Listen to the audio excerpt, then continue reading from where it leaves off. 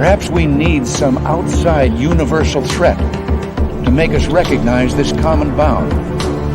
I occasionally think how quickly our differences worldwide would vanish if we were facing an alien threat from outside this world.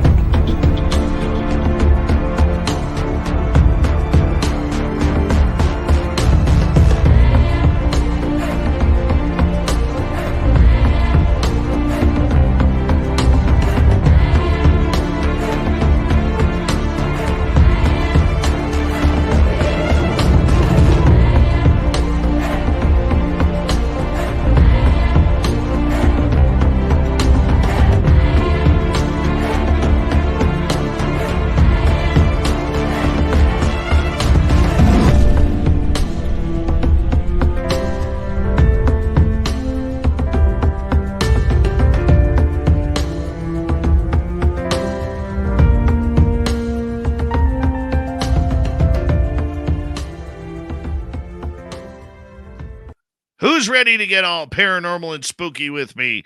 Dave Scott here on a Friday night, ready for Spaced Out Radio, and I hope you are too. Tony Rathman is our guest tonight, paranormal investigator out of beautiful Phoenix, Arizona. We're going to have a great time with him. Dirty Filth is here as well, bringing us the cartoon du jour. Du jour. We never get to say that enough around here. So we're going to be talking ghost, paranormal, EVPs all night long with Tony. It's going to be a great, great time. And now let's get to all of you. We got Grace Fan in the gold medal position. Penny Van taking home the silver. Logan L with a nice bronze medal tonight. And who else do we have here? And let's see. Michael Morris, how are you? Nice to see you. Roy Boy and Brown Dwarf, good to have you here. D. Cohen and Kathy Evans, thanks for coming on in. Hi, Monica and Mama Susan. Mama Susan will be signing autographs after the show. Line up to the left of the studio if you don't mind. To the left of the studio. Susie B. and Sea Warrior Son, how are you? Hi, Judy of Gall and Crystal J. Jessica S. Nice to have you here. The lovely Kira is here. Kira will be signing autographs after the show as well. Line up to the right of the studio, if you don't mind, to the right of the studio. All right, let's continue on here. Steam Train Mark in Australia, living in the future. Thank you for letting me know I am alive in the future. I very much appreciate that. I made it to tomorrow. That's a good sign. Love V Love, nice to have you back. And who else do we have here? W. David Page, Shiro Sounds. Doug Shelby is here. The Doug Shelby has arrived, which means we can officially start this show. Hi, Luscious Jules, Pink Volo, nice to have you here. Doc from Wyoming, thanks for coming on in. Hello there, Timbit, what's going on? There is Corey, otherwise known as Hallmark, taking a night off from the Hallmark channel to tune us on in. His wife must be asleep, and that's the reason why it's happening.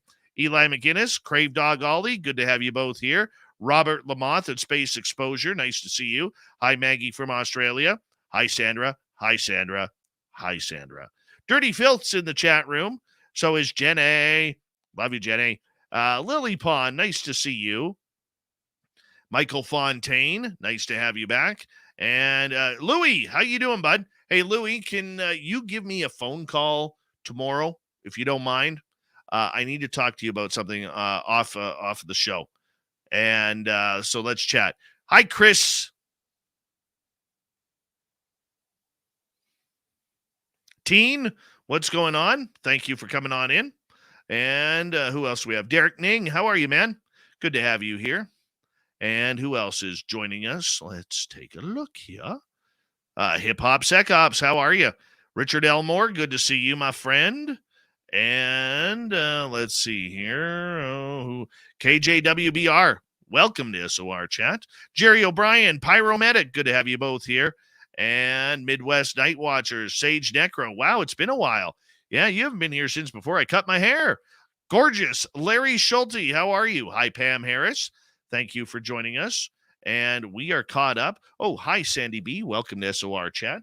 Let's get the radio side started. So that way we can let in Bill WD-40 so he can lube us up for tonight's show because it's going to be a smooth one.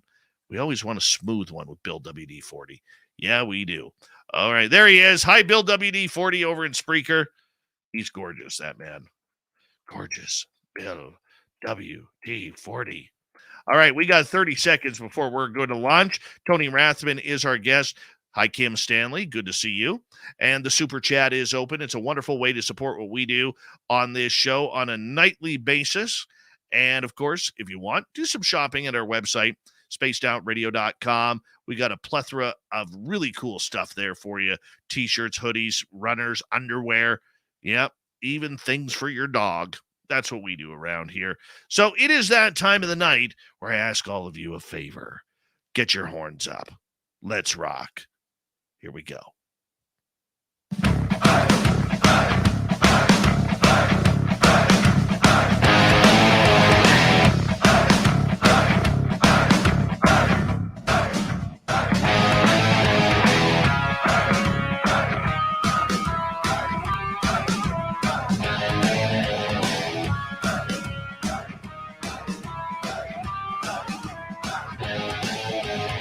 From the mountains of central British Columbia to you listening around the world, this, my friends, is Spaced Out Radio.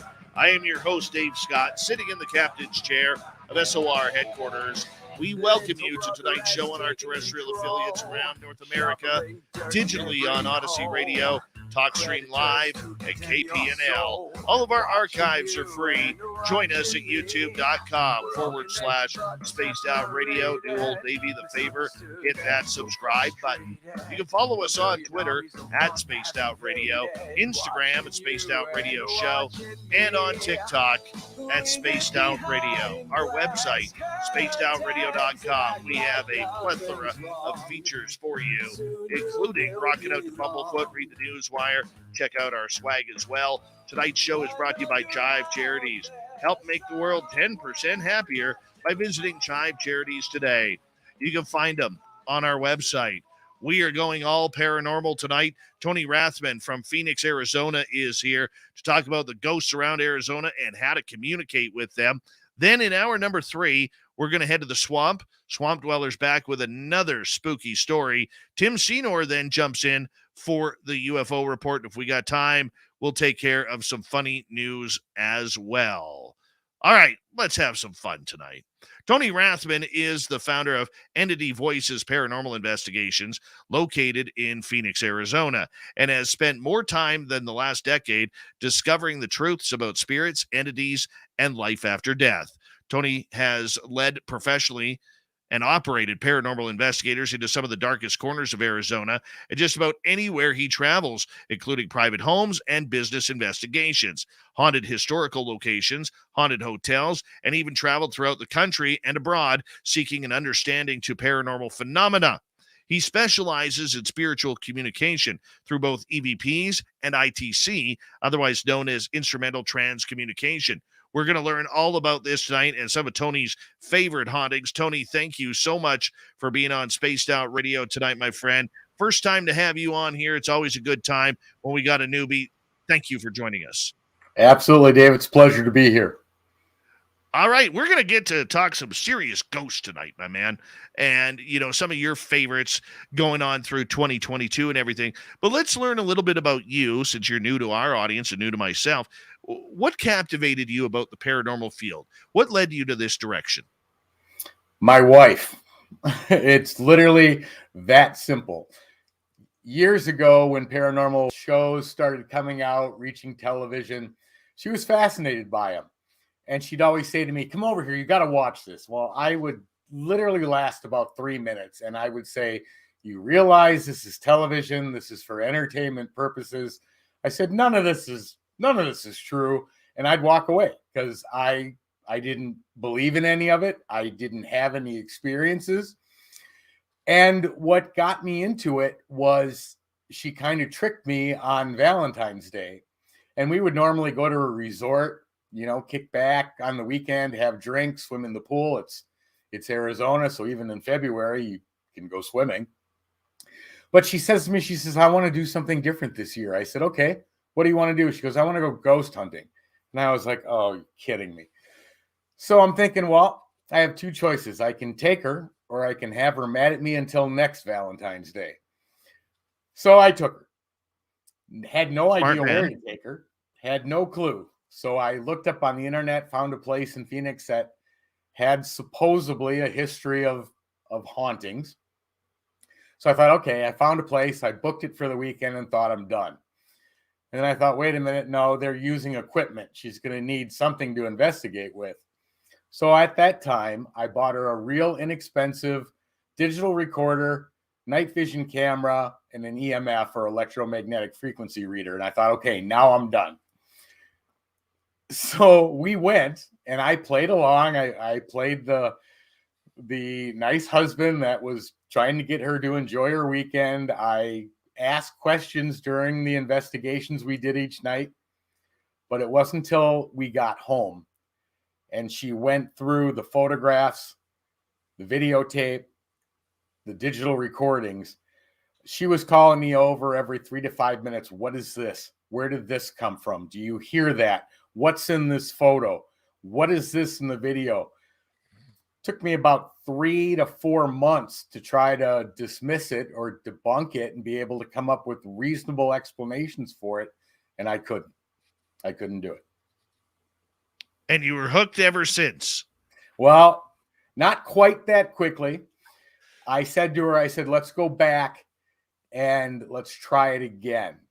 I said, let's see if there's, strange lighting in the rooms where we took these pictures or mirrors or reflections.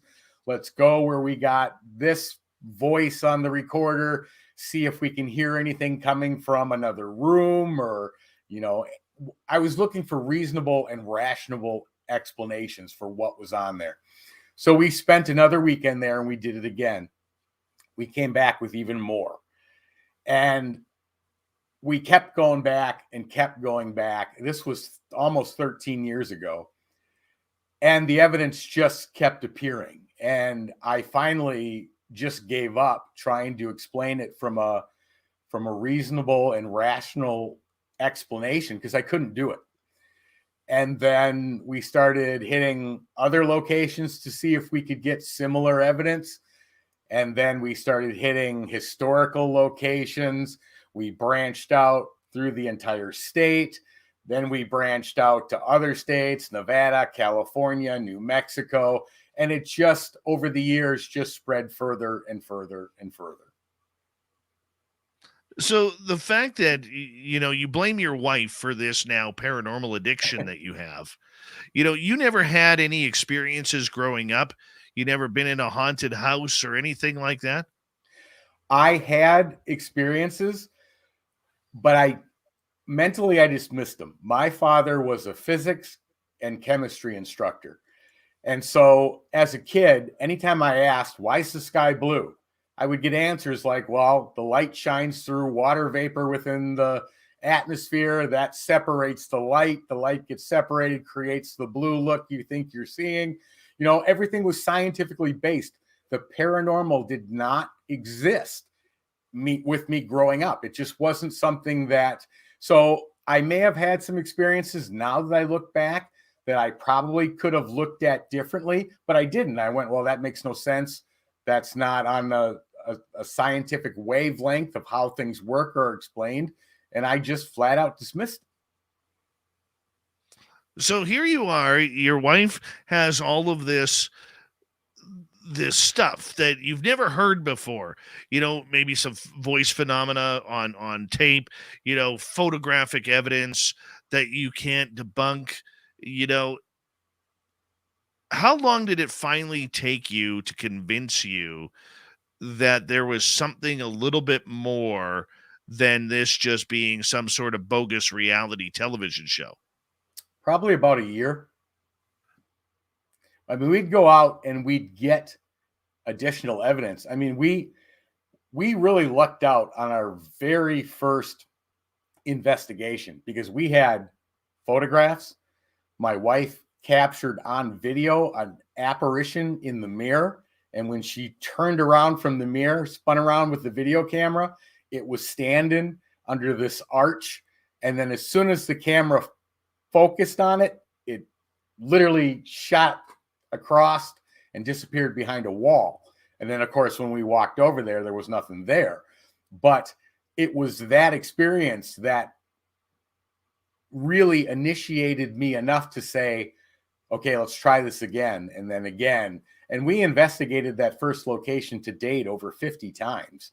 And we've been all over the United States and outside of the United States as well. We've investigated in Japan, the Philippines, and every time we travel, we search for locations that have a history of being haunted to try to find what we can discover. So as you developed your own style and investigation and you got more involved, a lot of us go out there as weekend warriors who, go out there for a good time. I'm one of those people. I used to run a ghost tour in my town at the local museum to raise money for it, but I've never considered myself a paranormal investigator. I consider myself more of a weekend warrior. Hey, let's go play with some ghosts and raise some money for the museum. I've been to a lot of haunted locations. I have a lot of good friends who are paranormal investigators, and I highly respect what they do. For you, when did you start learning about this? When did you start taking ghost hunting seriously to the point where you needed to find answers for yourself? Like I said, it probably took about the first year of investigating, and we'd go out 3-4 times a week and all weekend long. It became an absolute fascination. And from there, I mean, we've considered ourselves investigators for the entire 13 years, but probably about year 3, the fascination went from really trying to discover whether life beyond death existed. We knew that at this point from everything we had experienced. But then it became more investigation and research to the side of, well, how much information can they give? How many answers can they give, and to what questions? And then it was tests like, can they see color? Well, can they see us? We know they can hear us because they're responding to questions, but can they see us? Can they determine color? Can they identify objects? I mean, we ran tests for years. But the real fascination came in. It began with EVPs, or electronic voice phenomena, where you use a third-party device, in this stage, a digital recorder, which technically, even recording EVP on a digital recorder is considered ITC, instrumental transcommunication, because instrumental transcommunication is identified by using a third-party electronic device that I don't have control over. I can't control whether it records something or doesn't. It's going to do it on its own. So the fascination with EVPs was that I would ask a question, and an answer would show up on the recorder that was both in a timing and relevance manner to the question I asked. So if I said, can you tell me your name? And a name showed up and played back when we played the recorder, that was relevant in a both timing to my question asked and a relevant answer to the question that I asked. That was fascinating to me, how that could happen. But the real fascination in EVPs took off because even before I would get to the answer that they gave me, there was a boatload of information that was received before I even heard what they said. I could tell if it was an adult or child. I could tell if it was male or female. I could get a sense of their emotional state. Were they happy? Were they upset? Were they angry? Were they sad? That came through in tone of voice, in the way they spoke. So I would get a ton of information before I even heard what they answered. And there's not another piece of equipment on the paranormal field that can give you that amount of information from a single answer. I'm not a real gearhead. Okay. But the one thing that I have learned, and I argue with my buddy Merle about this all the time regarding the paranormal, I really believe that gear, no matter if you're using a cheap K2 meter or your phone to record audio or an SLS camera or whatever, or even an ITC machine, that the gear is really focused on the person who uses it. And I never believed in this, and Mike doesn't agree with that, but that's okay. Merle's Merle, and he's my awesome weirdo friend who I adore, and we're all allowed differing opinions. But I'm a strong believer, and the one thing that I've learned is a good friend of mine. I'm not sure if you've heard of him or not. Bill Hauser out of Sure. Vancouver. Bill is very much into the ITC community, and we used to do ITC live streams on this show until we couldn't do it anymore due to our radio stations having troubles hearing the audio with the high squelching, and it just didn't translate well onto terrestrial radio. But the interesting part about when Bill does it, Bill gets answers. And I know that when I sit there, I have a small little, what do they call it, an SB7 or something like Yep. that? SB7. Okay, I have one of the small original ones. I can't get a ghost to talk to me for the life of me. Okay. Well, I will completely agree with you that the user is a technical aspect of making the bridge and the communication occur. A real good example is Marcello Bacci, who is probably one of the first that was scientifically tested, and scientists could not dismiss the responses he was getting. He used an old vacuum tube radio, which had 3 vacuum tubes in it. And they put him into a scientific lab, and which was shielded from radio waves like a Faraday cage. And he got voices. And they said, I'll tell you what, if I remove one of your vacuum tubes and you still get voices, I'll be impressed. Let me see what happens. So they removed one. He still got voices. Then he said, well, what happens if I remove the second one? He did. Bacci still got voices. He said, okay, if I remove the third one and you still get voices, I'll eat the vacuum tube. So he removed it. Bacci still received voices and answers to his questions. Of course, Bacci said, don't eat that. That's glass. You don't want to do that. But he literally, science could not stop his method of getting communication. But others used his exact same radio, received nothing. Absolutely nothing. See, that amazes me. That amazes me how the gear can choose who it wants to work for. And, it has to be us, like you say, us, the user, as the main conduit then, does it not? Absolutely. Absolutely. There's Okay. May I please follow up a question with that then? Sure. Does that mean that if we're the conduit, that the spirit already has an attachment to us? Not necessarily, but you're opening that door to communicate. And once you begin to open that door, it's really hard to close. But the more you do it, the more that you understand that when you're receiving communication, when it's not scaring you, when you're not getting freaked out, and you're accepting the fact that, hey, I'm getting legitimate answers, and I'm not talking about stray radio reception or walkie-talkie. I'm talking about legitimate answers. When that no longer freaks you out and you become comfortable with that, they know you become comfortable with it, and that communication will escalate, and so will every other aspect of the paranormal. Okay. Yeah, because I know the one of the great debates that's out there, like we were just saying moments ago, is what kind of gear should people use? And there's paranormal investigators who laugh, and this is part of the reason why we don't do a lot of paranormal shows on here, because our audience doesn't know the difference between an SLS, an SB7, and some phone app that's already pre-recorded. You know what I'm saying? They don't know. We try and bring that proper information from people such as yourself who've gone through it all. And I am just a firm believer that we don't know what's going on. We don't know how to communicate. We know the communication is there.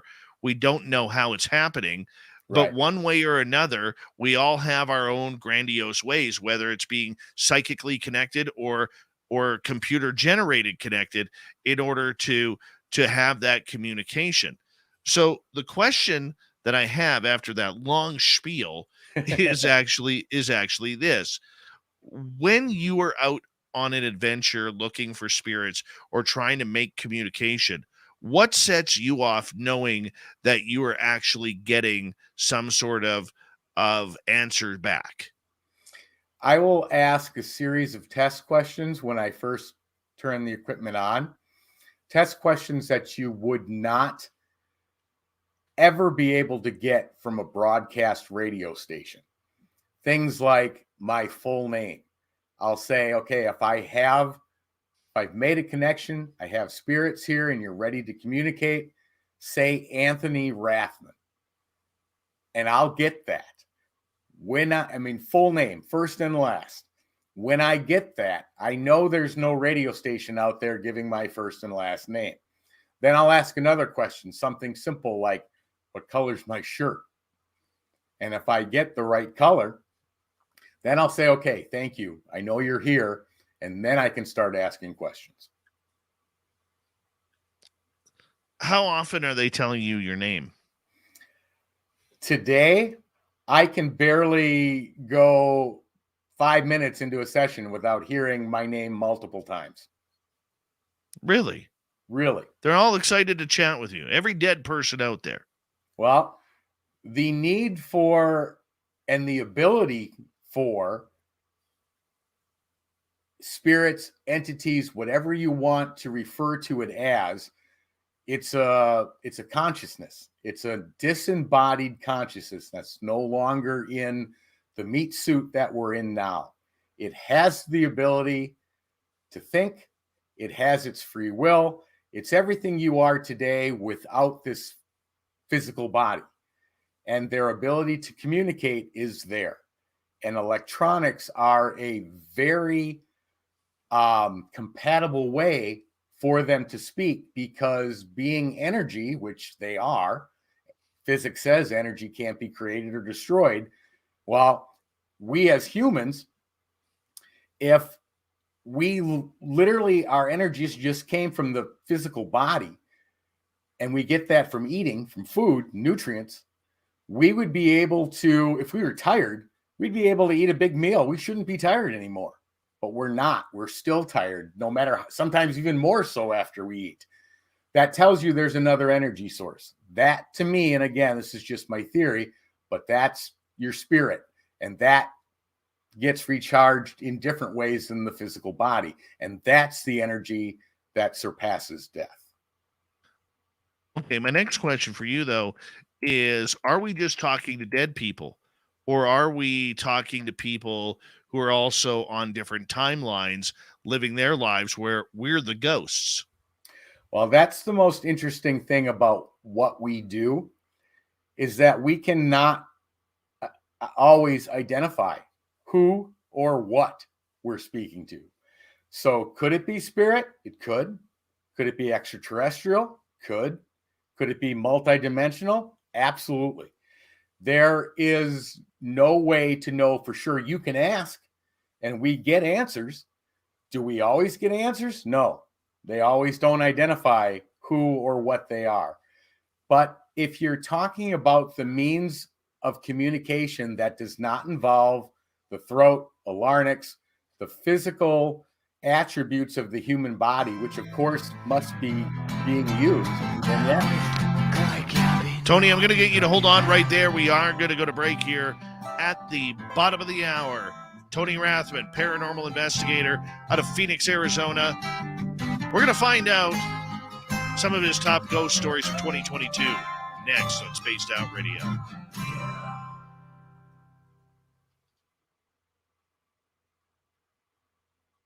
All right, we're clear, my man. All right. Good answers. Solid answers. Thank you. Oh, a lot of fun. Yeah, I know there's a couple questions in the audience. Thomas, you're one of them. I'll get to it at the top of hour number 2. Hi, Be the Arrow. Dirty Filth, you're looking good down there, man.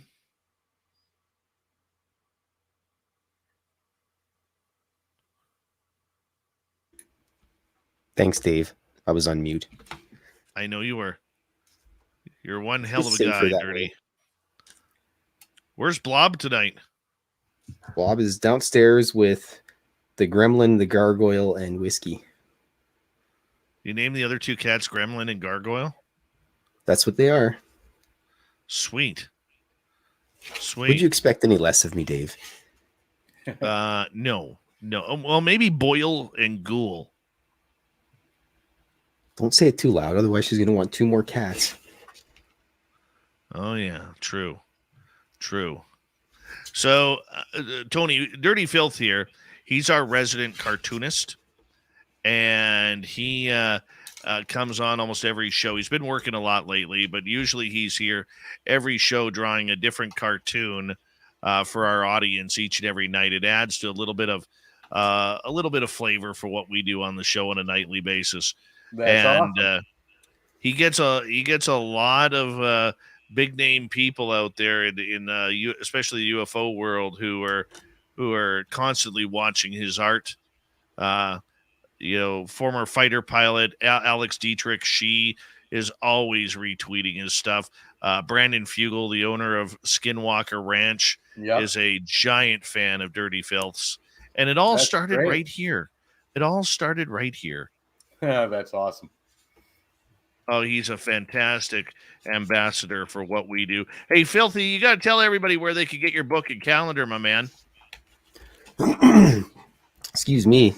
You can get my book on Amazon.com. It's called Cryptid Cartoons. If you plug that in there, it'll come up. Cryptid Cartoons by Klaus Meidner. Everybody knows my name. It's not actually Filth, but there you go. And my calendar is available on my website, filthy.com.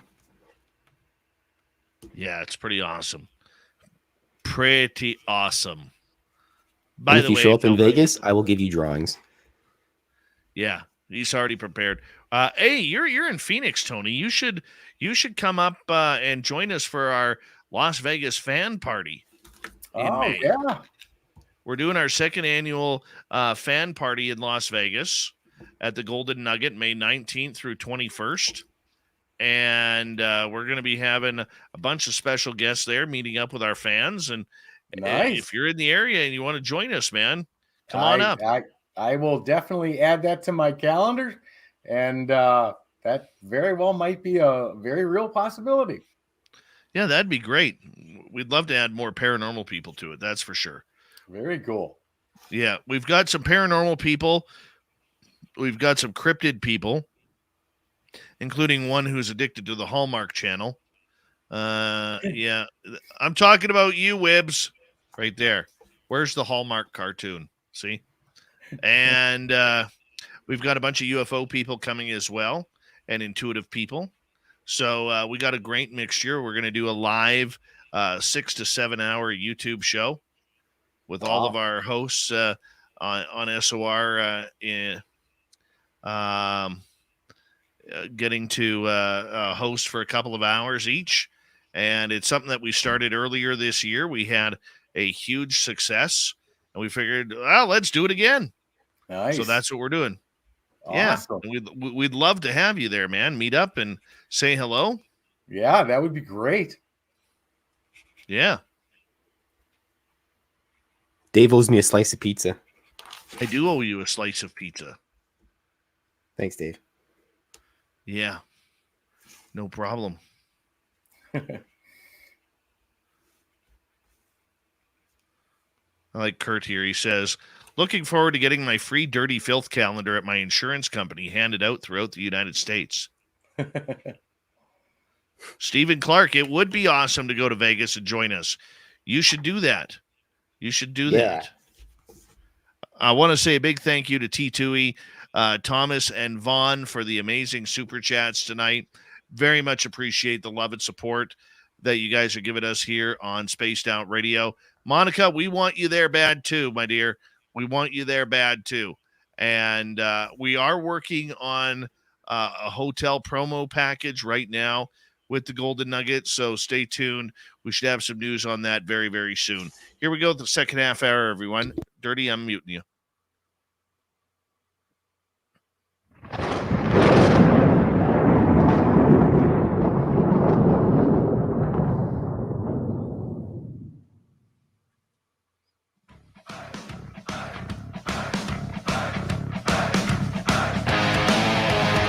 Second half hour of Spaced Out Radio is now underway. Good to have you with us. My name is Dave Scott. Very much appreciate earning your listening ears. Want to remind you that if you missed portions of this show or others, check out our free archives by going to youtube.com/Spaced Out Radio. Do old Davey the favor, hit that subscribe button. Our website is spacedoutradio.com. We have a plethora of features for you. Rock out to Bumblefoot, read Shirky Poo's Newswire. Check out our swag as well. Follow us on Twitter at Spaced Out Radio, Instagram at Spaced Out Radio Show, and on TikTok at Spaced Out Radio. We continue on tonight with paranormal investigator Tony Rathman. He has been working Arizona for about a decade or so, and he is the head investigator of Entity Voices Paranormal Investigations just in Phoenix. And hey, we're glad that he's here to talk some paranormal with us. Tony, thank you for joining us. It's a pleasure. Been a pleasure so far and very enjoyable. Now, 2022 is known publicly as the year of the UFO, as it has for the last few years. But there's a lot of paranormal stuff that's kind of been gone under the radar of late. How was 2022 for you when it came to ghost hunting and your adventures? Well, it's fun. It's funny you mentioned paranormal and UFOs kind of in the same sentence, and then how 2022 has been.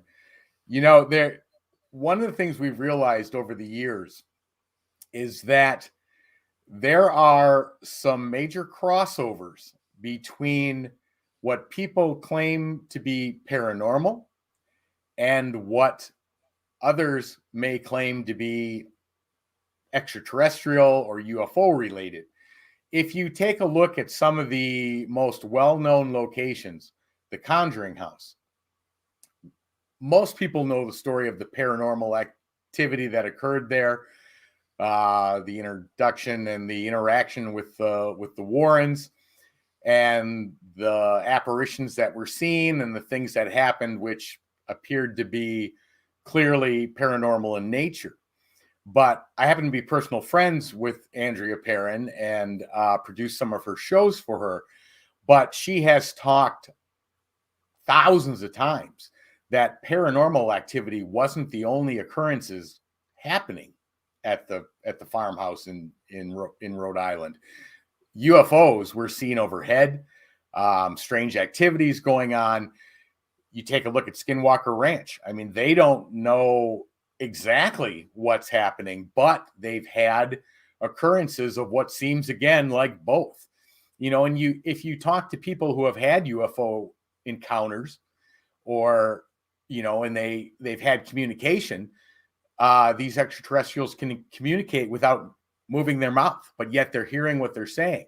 So that brings in some sort of energy telepathy for them to be able to do that. Well, would that be that different then from hearing a spirit speak? Or would you know the difference if it was extraterrestrial or spirit or multidimensional?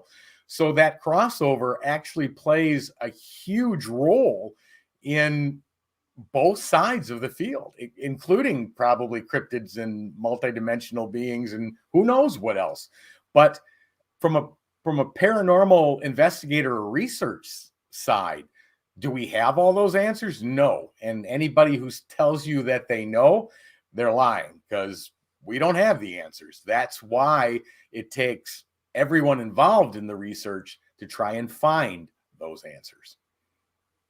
Yeah, and I think that's a very logical point that you state there, Tony, because so many people think they have the answers. They're in the know. They've figured it out. And in the end, they figured out nothing. Right. It's a good laugh. But why are you so adamant, like most professional investigators are, that we're not even close to the answers just yet? And number two, follow up with that is, what are the answers? What are we even looking for? Well, that's a great question because we don't even know exactly what we're looking for. What keeps me adamant about it is that for every answer I get or think I get, and again, even if I am pretty confident, okay, I believe this is what's happening, I don't know, I have no way of proving it. So you have to take what you believe is occurring based off of what they're telling you or what you've experienced, and then put it into theories and then test it again and again and again and again. But we don't know where we're at on that chain of events. And my guess is we're at the tip of the iceberg. And there's so much more underneath it. And our human understanding of our 3D world and our science that exists on this planet, on the here and now, can't even comprehend what they're capable of doing, knowing, or how they can interact, that our physical science just falls to the wayside. And it's like trying to be Galileo, trying to tell the planet that the earth is round, and that it revolves around, the sun revolves around the earth. I mean, they thought he was crazy. But anytime you go to break those boundaries, come up with theories, you kind of fall on that side where people will look at you and think you should be in a straitjacket and a little white padded cell. Isn't that the truth? Isn't that the truth? One of the things that I've never really understood about the paranormal field is the lack of understanding of what are we trying to find. It isn't about EVPs to me. It isn't about what the voices say or the photos that you capture. Is that the excitement? Sure as hell is. Okay, it's fantastic. But in the end, I really think that we should be trying to solve some of these major mysteries like life after death. Yep. There's many people out there, yours truly included, who absolutely fear death. Don't want to die because life's pretty good. But one of the things about life, we don't have a choice. It Right. will happen to all of us, and for a lot of us, we're scared because we're not sure if there is a life after death. And with so many people investigating the paranormal, I believe the last count in the United States alone was something like 50, 60,000 people across the country are searching for ghosts. I would assume by this point, we would have some sort of understanding or evidence leading towards whatever that answer may be, Tony. Yeah, and even today, science as a whole, and it doesn't matter what area you pick apart in science, whether it's physics, whether it's psychology, whether it's, they've all made progress. Scientists today will agree, based on tests that have done, that they believe that consciousness, and I say consciousness because to me that's the right term for it, but whether you call it your soul or your spirit, but that consciousness can survive death. And today they'll actually admit that. Not all of them, but some of them today will. And there's been studies done where they've written reports and said, yeah, we believe that consciousness does survive death. Well, that changes the whole scenario of where it's going to lead. And hopefully science one day will catch up and start looking at the things that paranormal investigators have been looking at for years, because any research or any understanding of the way it works is coming from average, normal, everyday people that are out there doing the tests themselves. And without them, I don't even think scientists would be where they are today with what they believe may or may not be occurring. And the other part is that, scientists don't want to ruin their reputation by getting involved with something known as the paranormal, ruin their reputation. And let's face it, no businesses are investigating it because there's no money to be made in it. Well, very true. There's no money, but it still would solve one of two of life's most prizing questions. Is there life after death? Which I think follows ahead of, is there life out in the stars, which is what we're looking for with aliens. Right. Well, I mean, the search for whether life continues after death has been going on for thousands of years. I mean, and unfortunately, the entire community got tainted by tricksters, hoaxsters, different palm readers and pulling every trick in the book. But the interest from the human side to achieve those answers. I mean, even today, psychics, I think it's like a $1 billion a year industry, because people are willing to put up money to try to get answers. Now, is that the most effective way to do it? Well, I'm not going to comment. It's my own personal opinion, but it's still happening today. And it was happening 100, 200, 300 years ago. And you're right. I mean, it's very true that, there are a lot of hoaxsters and hucksters out there, and I can see where science kind of shakes their head at it, much like they have for decades up until recently with the UFO field. We by gosh, we haven't even started on the cryptid world yet. Right. I mean, that's an entirely different ball game right there. However, the idea behind the fact that there is so much evidence out there, there is so much communication going on a daily basis, because ghost hunting just doesn't happen on the weekends. It's 24/7, daylight, Right. nighttime, dusk, morning, whenever it may be. Do you think that if there was a proper channel out there, which maybe included the scientific community, maybe not, but a proper channel out there where people could push their evidence to, much like a MUFON, but for the paranormal, would that make a difference in trying to figure out some of these mysteries? Because I bet you have evidence down there that would correlate with evidence that is found up here where I am in British Columbia, except we all want to be secret. We all want to keep quiet. And I'm not going to tell you where I investigate so you can steal my location. That happens, and that's absolutely, to me, ridiculous. No one's going to figure this out on their own, and only as an entire group with shared evidence, shared information, will hopefully produce some answers. But if you take a look at what science says has to be done to prove something, is that it has to be replicated 3 times in sets of 3. Only then can science say, this is true, it's been proven. Okay, well, first of all, paranormal activity doesn't occur like that.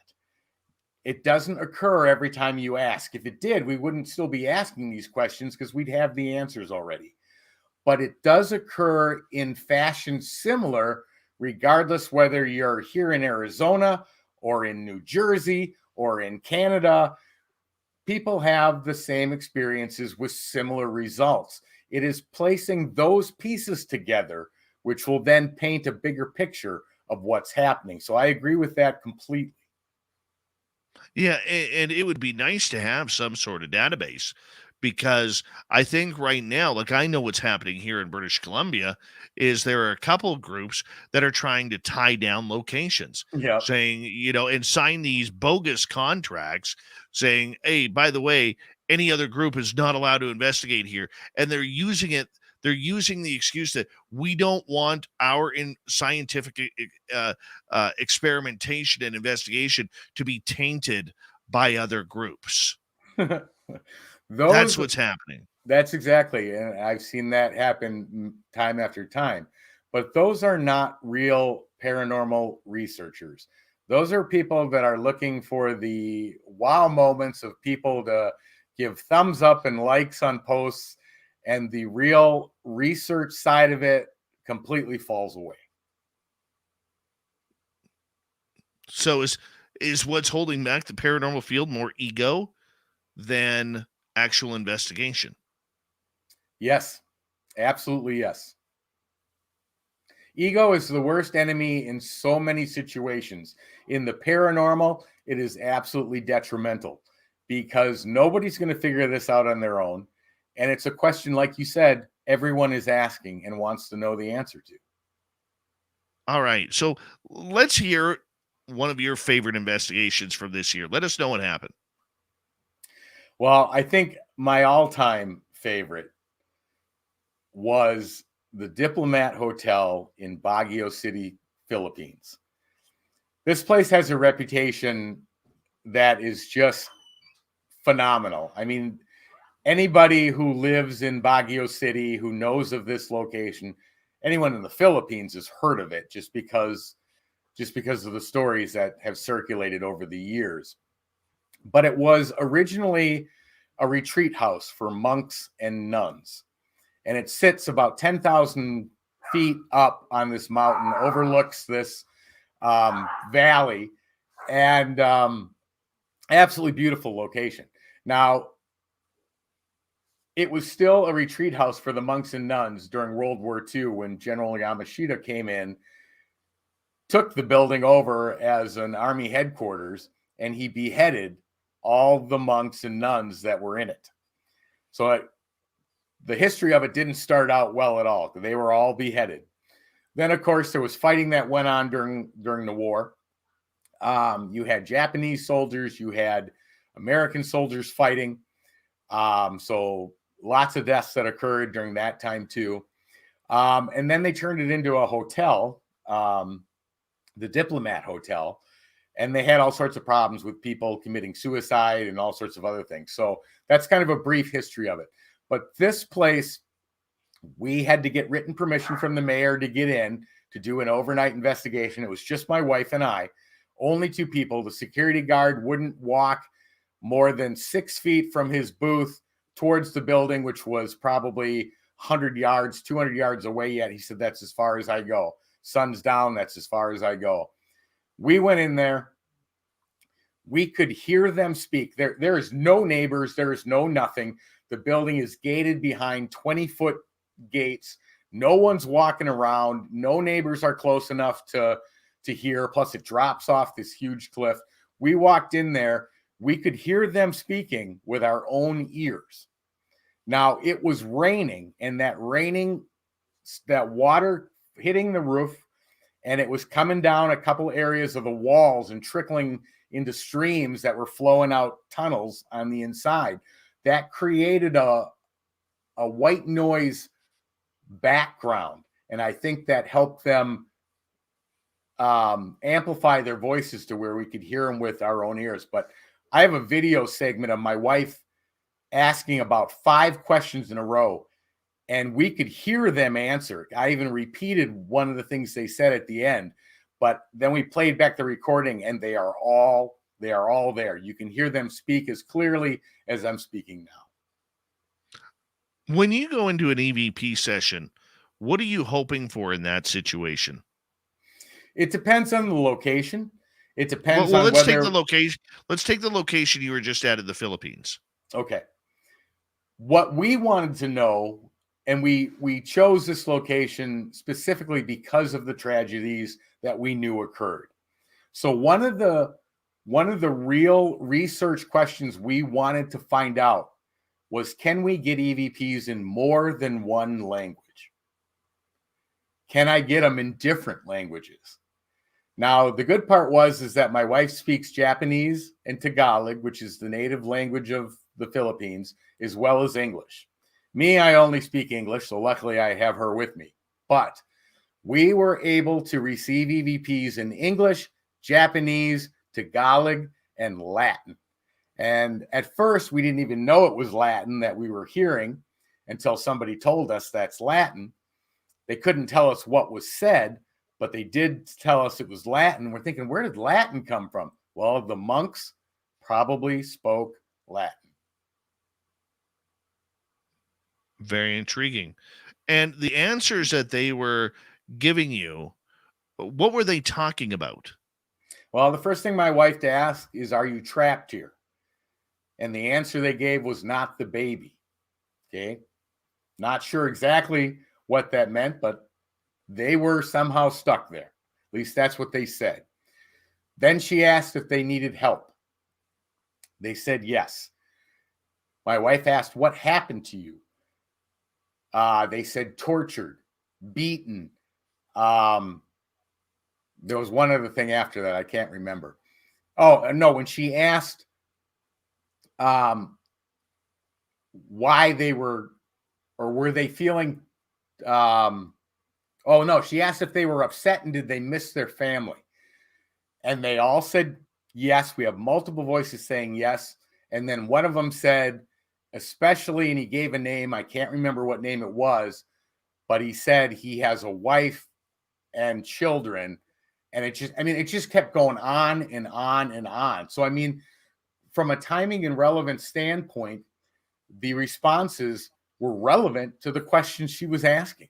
And they came within almost immediately to the question she asked. So from that mathematical perspective alone, and we're not using any radio, so there's no transmission. This was just a digital recorder. Yet there were the answers, and we could hear them with our own ear. Have you ever got a message from them that just stunned you at any of your locations? And if so, what was that? Well, I think the ones that have stunned me the most is when we moved from EVP to ITC, meaning spirit boxes, the SP7, the 11, and then I think I've built 13 of them of my own without white noise, completely silent. But it wasn't until we moved to direct radio voice, which I've been absolutely blown away. On a spirit box, you'll get a word or two answer, and then it stops. You can ask another question. Maybe you'll get an answer. Maybe you won't. But there's no consistency in it. In direct radio voice, we have full sentences. I've had as much as a 7-minute dialogue with full sentence responses. That is amazing. Have they ever been personal towards you? Oh, yeah. I mean, as far as giving personalized information that no one else on the planet would know, like a nickname, well, my father would know, but he obviously wasn't coming through the machine, and he's still living today. But they would use the nickname my father called me when I was like 6, 7 years old. Nobody knows that. I've never repeated that or told anybody that, but they would use it. We got 90 seconds to go before we got to go to break here at the top of the hour. Tony Rathman, investigator out of Phoenix, Arizona, is with us tonight. Tony, out of all the EVPs that you have heard over the years, is there one that just kind of hit you right in the heart? And you're like, damn, I wish I didn't hear that. I don't think there's one that now that I think about it. There was one that I got at the La Posada Hotel here in Phoenix. And I asked, do you have any information for me? And the EVP said, are you scared to meet Christ? That's what it asked me. Oh, my. That shook me up a little bit because I'm thinking, wait, what? Right now? Am I going to pass away? I wasn't sure how to take it. And then, of course, my mind was spinning. I'm thinking, okay, well, should I be scared? Have I done something wrong? Did I not live correctly?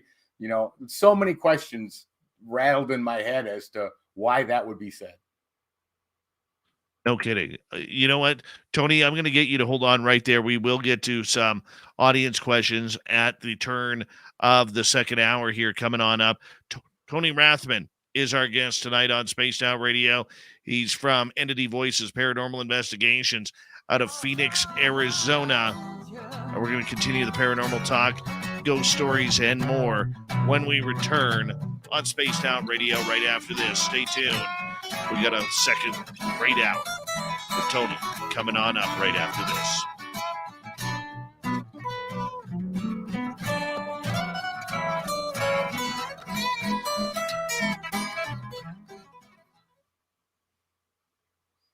All right, we are clear. We are clear.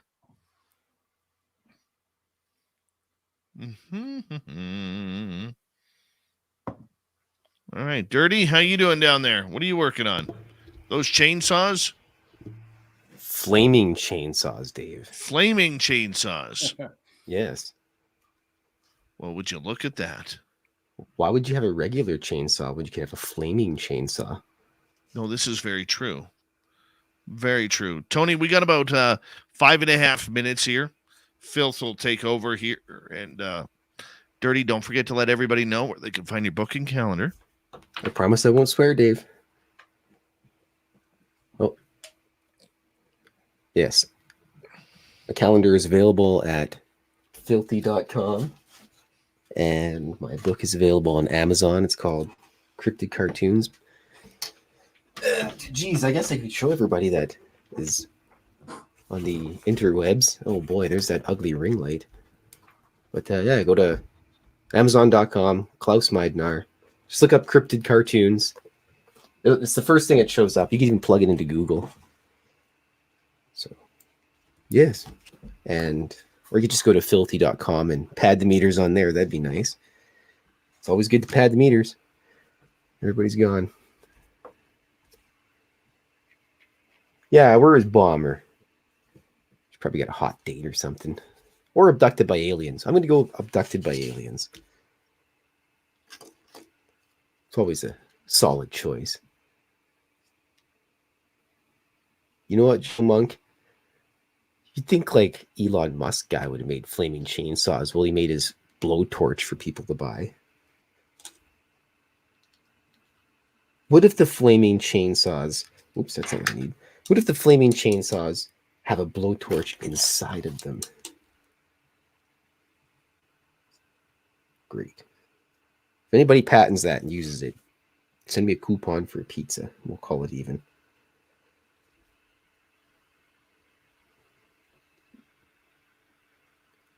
Abducted by a hot alien.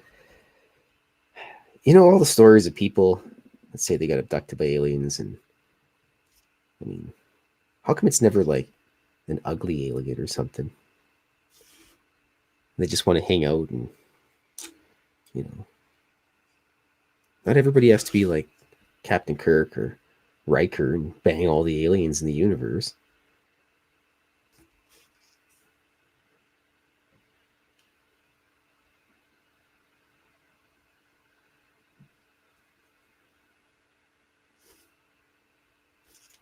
I'd have to agree, lovey love. When I was a wee lad, I always thought, wouldn't it be cool if you could just buy hairspray that would, for Halloween purposes, and I used to have hair, by the way, I'd always say, wouldn't it be cool if you could have hairspray that would dye your hair and you could use it for that? And it just didn't exist back in the day. They had like weird stuff you could put in your hair, but it wasn't just like a hairspray thing. And then I seen a commercial for it the other day. I'm like, they totally stole my idea. And it's still like, why don't you lawyer up? I'm like, I'm just going to draw cartoons instead. So that's the story. I'm rambling away here. Still haven't sworn, Dave. He's listening. He let the dogman out for a whiz. But yeah, everybody should go to Vegas next year. If you find me, I got a stack of art cards that I have to give away because they're taking up space. I even have some secret cards that I'm gonna just slip into somebody's pocket or whatever when they're sitting there. Walk right up. Right into your drink. Oh, geez, thanks for ruining my Bloody Mary there, dirty filth. Like, well, you get a drawing.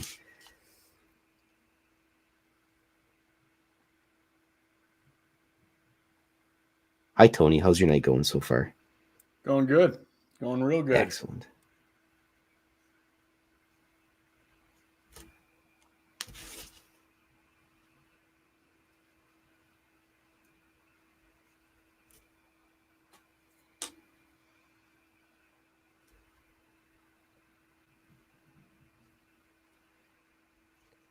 Yeah, when I was in Vegas last year, I was in the elevator with some random dudes and coming down at the Golden Nugget, and the guy's like, "Hey, what are you here for?" And I told him a UFO thing, and I just randomly give the guy a card. He wasn't even expecting it, and he said he was, I don't know whether he's pulling my leg. He goes, "Oh, I was a Air Force fighter or Air Force pilot and flew around, and I seen some weird lights in the sky." And his friends like tell him to hurry up and whatnot, and talking to the weirdo on the thing Everybody's walking by. I'm just handing out art cards like crazy.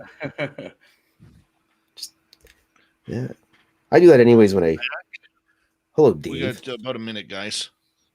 All right. I was just regaling everyone with my tales of handing out art cards to strangers that I didn't even know in the elevator at Vegas. Yeah, we just got back from the Star Work Symposium in Laughlin. That was what, 2-3 weeks ago? Nice. How was that? It was great. By chance, do you have any EVPs lined up that you could share with us? I have a ton of them. I was going to ask if you wanted clips. I have stuff that'll absolutely blow your audience's mind. Well, let's. Why don't you bring them up on your computer, and we can share them to the audience. Yeah, you need to activate the share screen for me. Yep, I can do that. All right. Thank you tonight to T2E, Thomas, Vaughn, and Max for the super chats. Hi there, Doc from Wyoming. How you doing? Good to have you here. And we're going to get back to the second hour of the show here coming on up momentarily.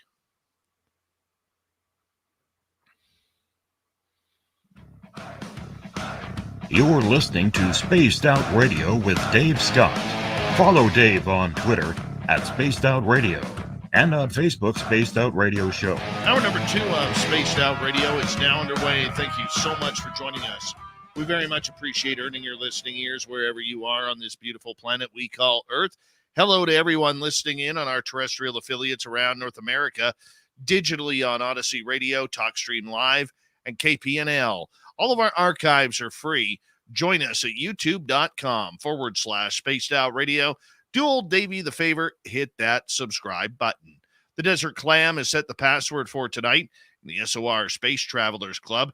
Kennebecker is your password. Use it wisely, Space Travelers, as the Clam sets the password each and every night right here on Spaced Out Radio. Our website is spacedoutradio.com. We have a plethora of features for you. Rock out to Bumblefoot, read Shirky Poo's Newswire, check out our swag as well. Follow us on Twitter at Spaced Out Radio, Instagram at Spaced Out Radio Show, and on TikTok at Spaced Out Radio. We continue on tonight with paranormal investigator Tony Rathman out of beautiful Phoenix, Arizona. His team is called Entity Voices Paranormal Investigations. And Tony, thank you so much for joining us tonight. We very much appreciate it, my man. Absolutely. For you, going down this ultimate journey of trying to figure out life after death and what is on the other side, before we get to any questions from our audience, have you learned anything about what is actually going on? What is your hypothesis as to what is happening in the paranormal? Sure. My theory is that the scientific community is right about one thing, and that's that energy cannot be created or destroyed. It can only change form. When energy changes form, it changes vibrational frequency. It changes in a set of variables that would allow it to continue, whether that be on another plane. The real problem in explanation is terminology, because one person may say one word and it means one thing to them where it means something to another. But the fact of the matter is that your thoughts, your free will, your ability to think and make decisions goes with you beyond this physical body. Now, is that something that I think I believe? No, that's something I know I believe, just from the 13 years of interaction, from spirit communication. It is reiterated over and over and over. The most fascinating thing, though, about continuing to research is that there's a wall, and you know when you hit it, because they'll flat out say, no more questions, stop talking. There's some sort of universal law that only allows them to give so much information. And if you think about it, it makes sense. If we're here to learn, to adapt, to grow, then too much information would be detrimental to that process. and they know it and we know it. So there is a line where those answers stop coming. They just flat out stop, say, I can't, no more talking, no more questions. And it's always fun to see how far that can be pushed and what other answers, because there's times we can push it a little further. There's times we can't even get to where we got last time, but it depends on what questions are being asked. But the fascination is that for every time you think you get an answer, there's 100 more questions that come to mind because of it. Well, let's get to a couple questions, and then I'll get you to line up some of your favorite EVPs that you have caught throughout the years. Let's go to Thomas right off the bat. Could it be that opening your mind to the possibility that communication can exist is what's needed? Is the tech maybe a placebo? That's an excellent question and an excellent point.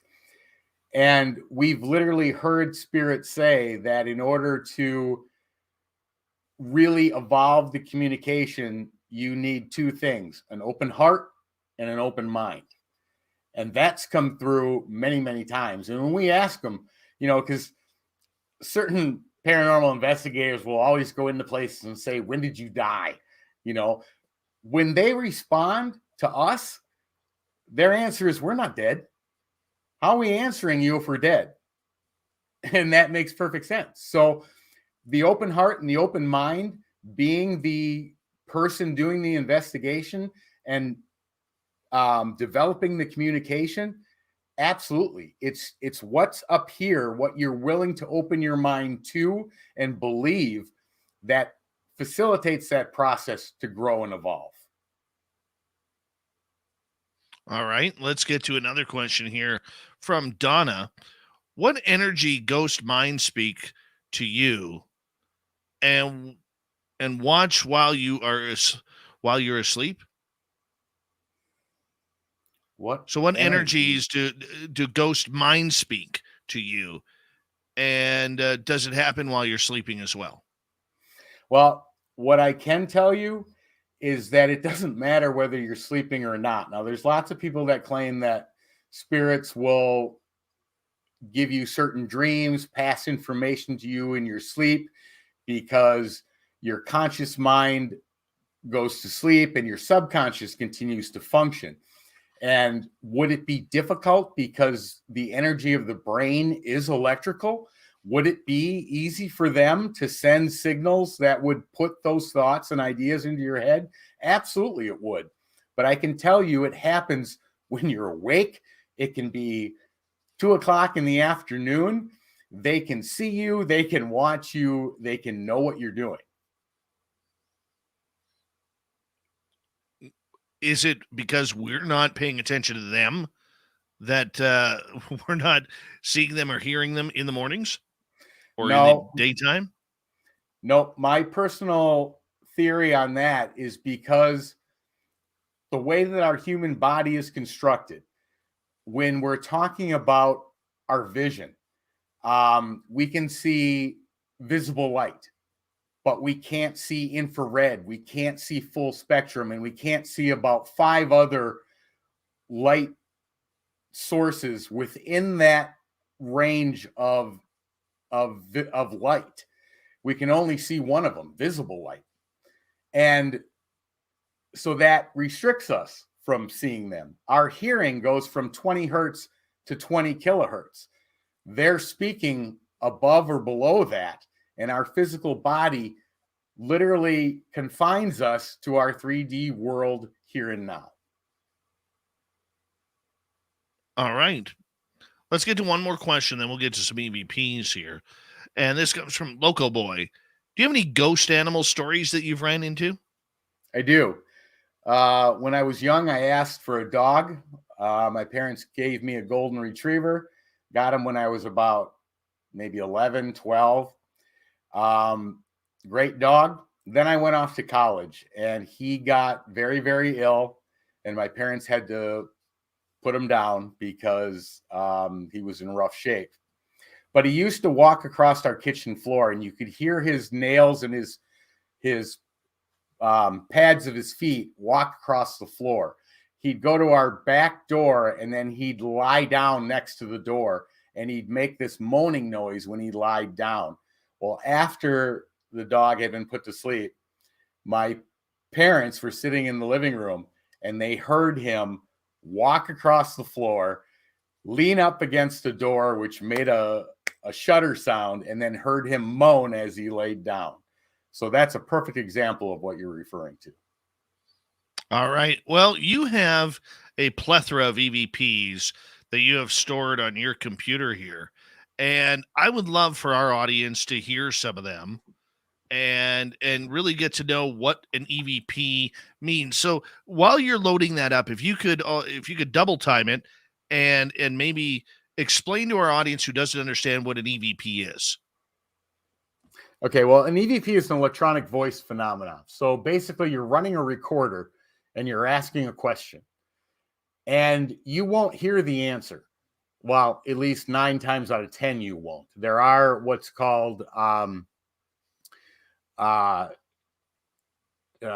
name's eluding me at the moment. Direct voice response, where you can hear it with your own ear. But 9 times out of 10, you're only going to hear it on the recorder. So you ask the question, then you have to stop the recorder, rewind it, and play it back. And the answer shows up on the recording. That's electronic voice phenomena. All right. And this is possible quite often. Yeah. And, you don't have to be in some haunted location to do this. I mean, we've caught an EVP upon EVP upon EVP in our home, in a car going 75 miles an hour, just my wife and I, but we've gotten other voices to our questions. We've gotten them in an airplane at 40,000 feet. Spirits have the ability to communicate they're not time or space bound, and they can send that energy anywhere they need it to go, and they can direct it to one person or one machine. There's times we've had 3 or 4 recorders of the same make, same brand, lined up not more than a foot apart, and the EVP only showed up on one recorder, not the other 3.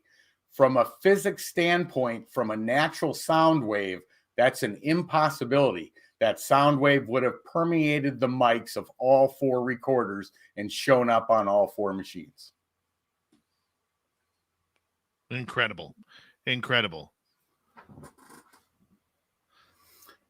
All right. You want to hear some EVPs? We would love to. We would absolutely love to. All right. So what do you got for us here? Set it up for us. Okay. Well, let me see what I've got first. I'm going to share this screen. And I'm going to go right into, and like I said, this is just a small fraction, as I have literally terabytes of EVPs. Okay. Well, actually, some of these are direct radio voice, but it's the same principle. But this gives a really good example of what I'm talking about. So the first one I'm going to play was one of the first responses I got via direct radio voice. And I'm sure the audience is saying, well, what is direct radio voice? Direct radio voice is what Marcello Bacci did with the vacuum tube radio. And he would use it was a world band radio, and he would tune it between 7 to 9 kilohertz on a frequency that had no radio transmission whatsoever. He would ask a question and get a response. Direct radio voice, it uses that method. It's not scanning up and down a radio dial. You are not going over any radio frequency at all. You are merely using white noise to generate the response. So this was one of the first ones that I got that I could tell I was getting a response. So let me play this one first. And here it comes. Yes, you're connecting.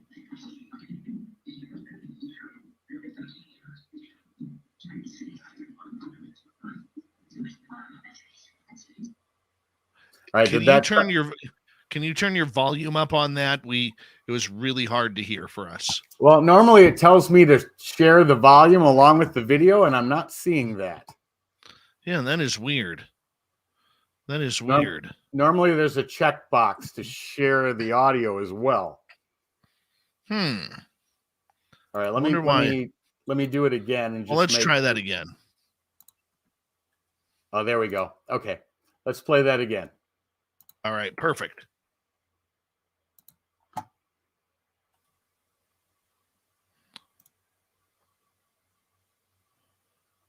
We're just loading up some EVP electronic voice phenomena here.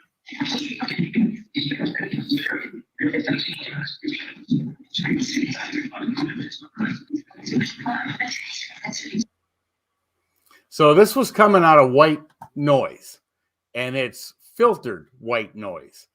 So all of a sudden I'm hearing him say, can he see us?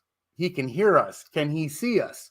And I'm thinking, okay, that's my ticket to understanding that they're giving responses, and they're understanding that I'm trying to connect. And that's how it began with direct radio voice. And now I'll play some that were, month or two later, because that's how it started. And then the communication just took off. Now, the most interesting thing about direct radio voice was that anytime I was using a spirit box, it was me saying, are there any spirits there? Do you want to communicate? Can you tell me your name? I was the one facilitating the communication. I've actually have recorded direct radio voice where they are asking me the questions and I'm the one answering, rather than vice versa. Okay. I think it's fun. I think it was funny when they were saying, can he see us?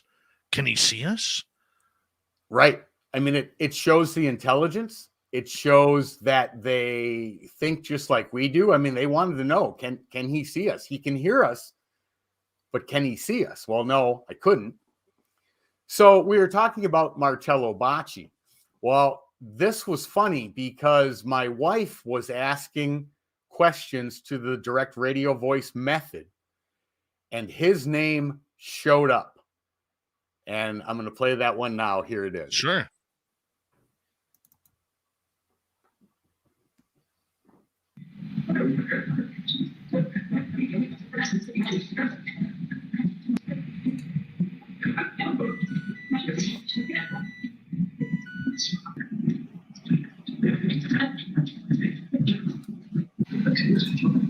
Spirits, can you please try to communicate with us through this device? Who's watching?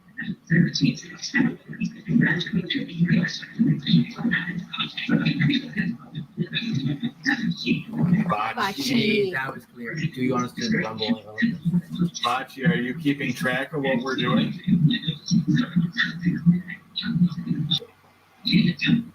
Marcello, can you see us? Yes. Thank you.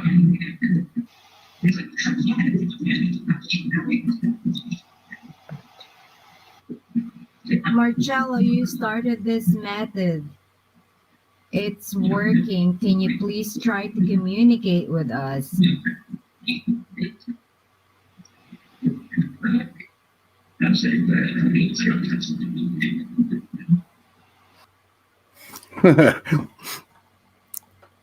My goodness. My goodness. Our radio side of people may have a little bit of trouble hearing that, but I mean, if you go back on our archives and listen to this again, where you see the words popping out, I mean, that's direct communication. Right. Intelligent direct communication. Absolutely. Yeah, I mean, it's a method that only two people that I know of, at least in the US, are doing it. Myself and my paranormal counterpart, Ron Iacovetti. And the amount of communication that we've received, not only each one of us individually, but the next one I'd like to play was one he captured, but it's connected to the one I just played.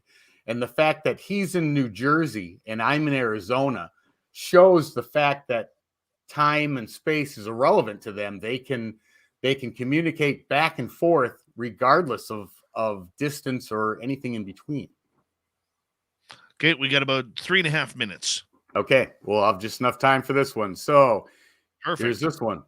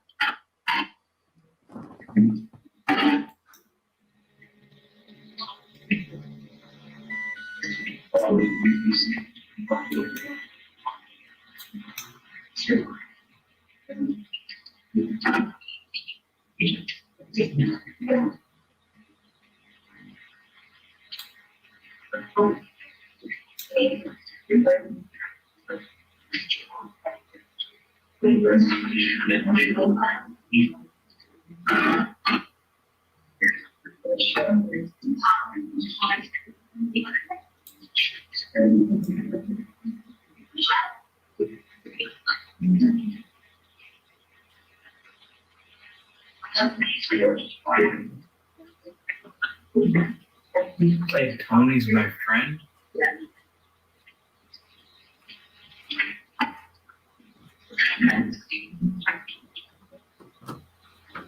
I would agree.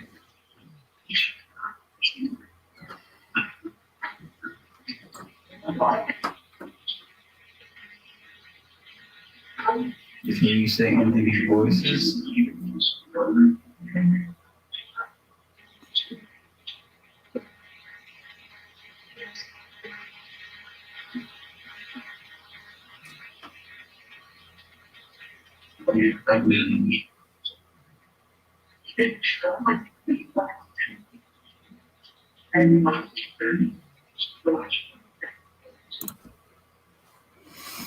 Just crazy stuff.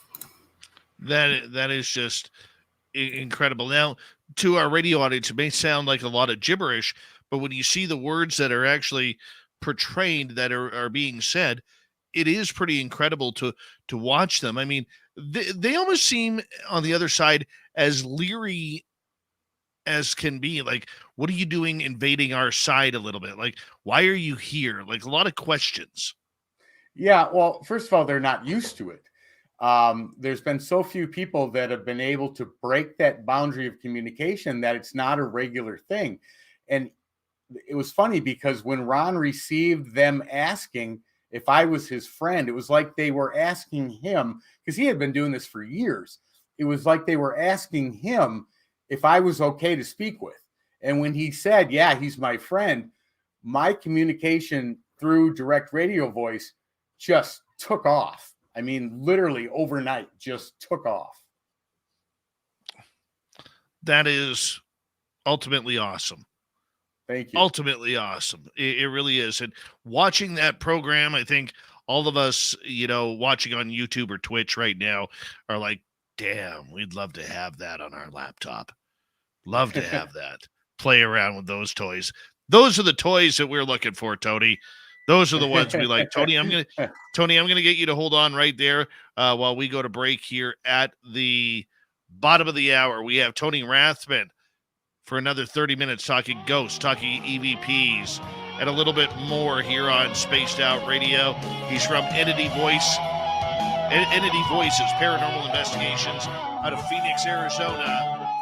Is there life after death? We'll get into that with Tony when we return on the Mighty SOR. Stay tuned.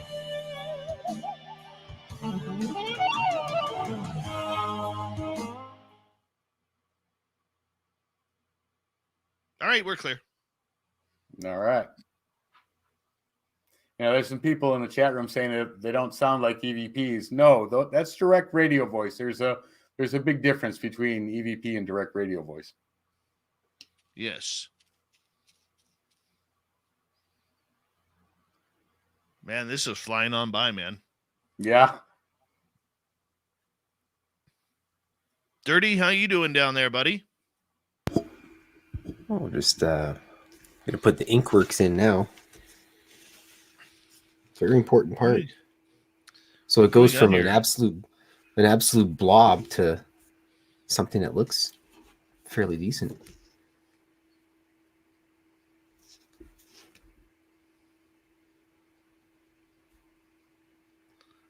We got a reptilian there juggling the fire-breathing chainsaws. Is that what we have? Something to that effect.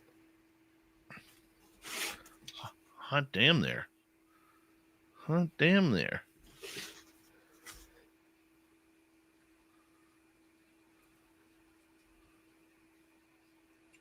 As Lovey Love says, flaming balls of chainsaws.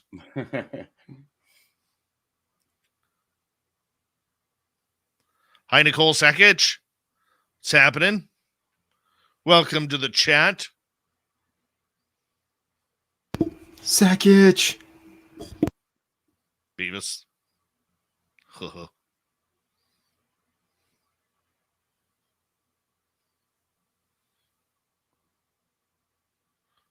Tony and I are both cocking our head here trying to... Yeah, I want to see it from the... I think it's a reptilian. Yep. Those are definitely Husqvarnas because they don't look like my still.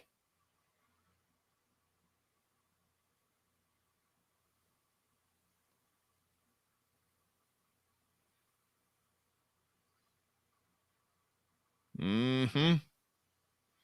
This is why we love them here. The steady hand of dirty filth. Is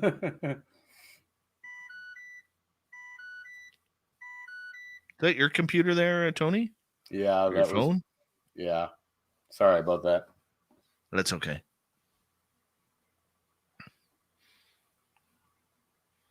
We all get mesmerized by watching the dirty one do his art.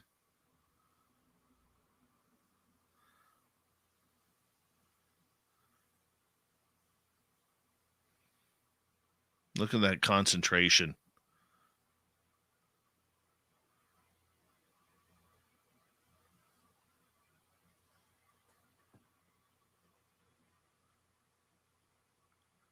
You know, for an Albertan, you draw one mean chainsaw.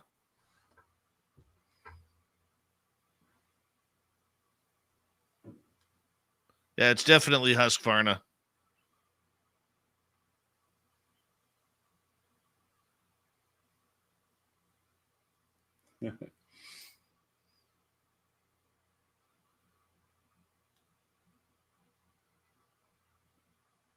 We've got about 2 minutes here.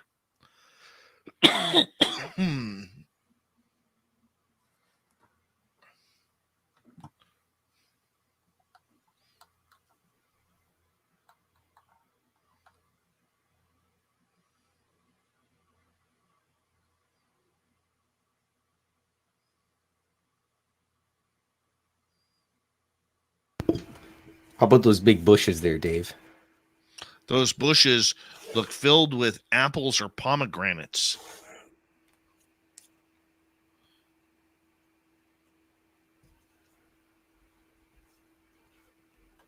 Can you confirm or deny? The cherry bombs. Dave. Well, son of a gun. How am I supposed to know?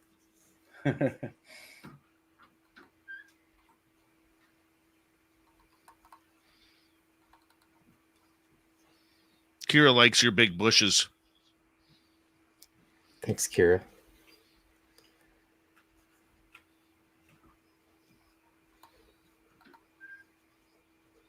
Obi Flett says they're Smurf berries. It could be Smurf berries. Mm-hmm. Could be. Could be.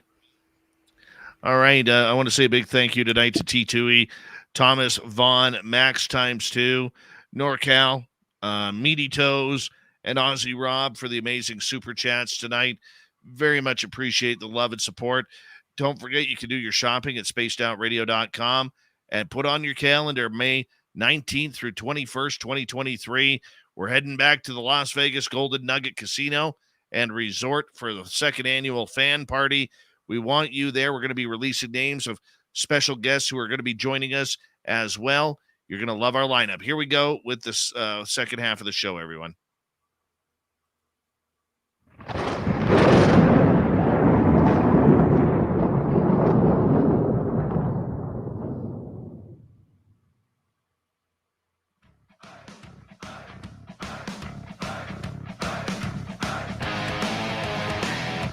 Past the halfway point of Spaced Out Radio tonight. Thank you so much for joining us. We very much appreciate earning your listening ears wherever you are on this beautiful planet we call Earth. Want to remind you that if you've missed most of this show or others, check out our free archives by going to youtube.com/Spaced Out Radio. Do old Davey the favor, hit that subscribe button. Our website is spacedoutradio.com. We have a plethora of features for you. Rock out to Bumblefoot, read the news wire, check out our swag as well. Follow us on Twitter at Spaced Out Radio, Instagram at Spaced Out Radio Show, and on TikTok at Spaced Out Radio. We continue on tonight. For the final time, we bring in Tony Rathman. He's from Phoenix, Arizona, paranormal investigator with Entity Voices Paranormal Investigations. Tony, it's been an absolute smash to have you here with us tonight. Thank you for joining us. Absolutely. Pleasure to be here. We got a ton of audience questions, and I also want to get to you about the life after death question, but we'll ask a couple first here. Let's go to Jenny. If you'd be so kind, we would appreciate a thumbs up or thumbs down during your visit to SOR. Yes, we would, Jenny. Thank you so much. We appreciate it. Even if you're in Radio Land, just give it a thumbs up. We'll see it. We'll add it to our total. Doc from Wyoming, who's got a power handlebar mustache. Tony, did you confirm whether or not that was an ET you had talking through the box last week? Well, Doc has obviously been keeping an eye on my Facebook page because we did a bunch of tests last week or a week and a half ago. So, Doc, to answer your question, yeah, I don't believe it was an ET. And the reason I don't think it was is because of information that was passed on from other paranormal associates on hearing a similar type voice.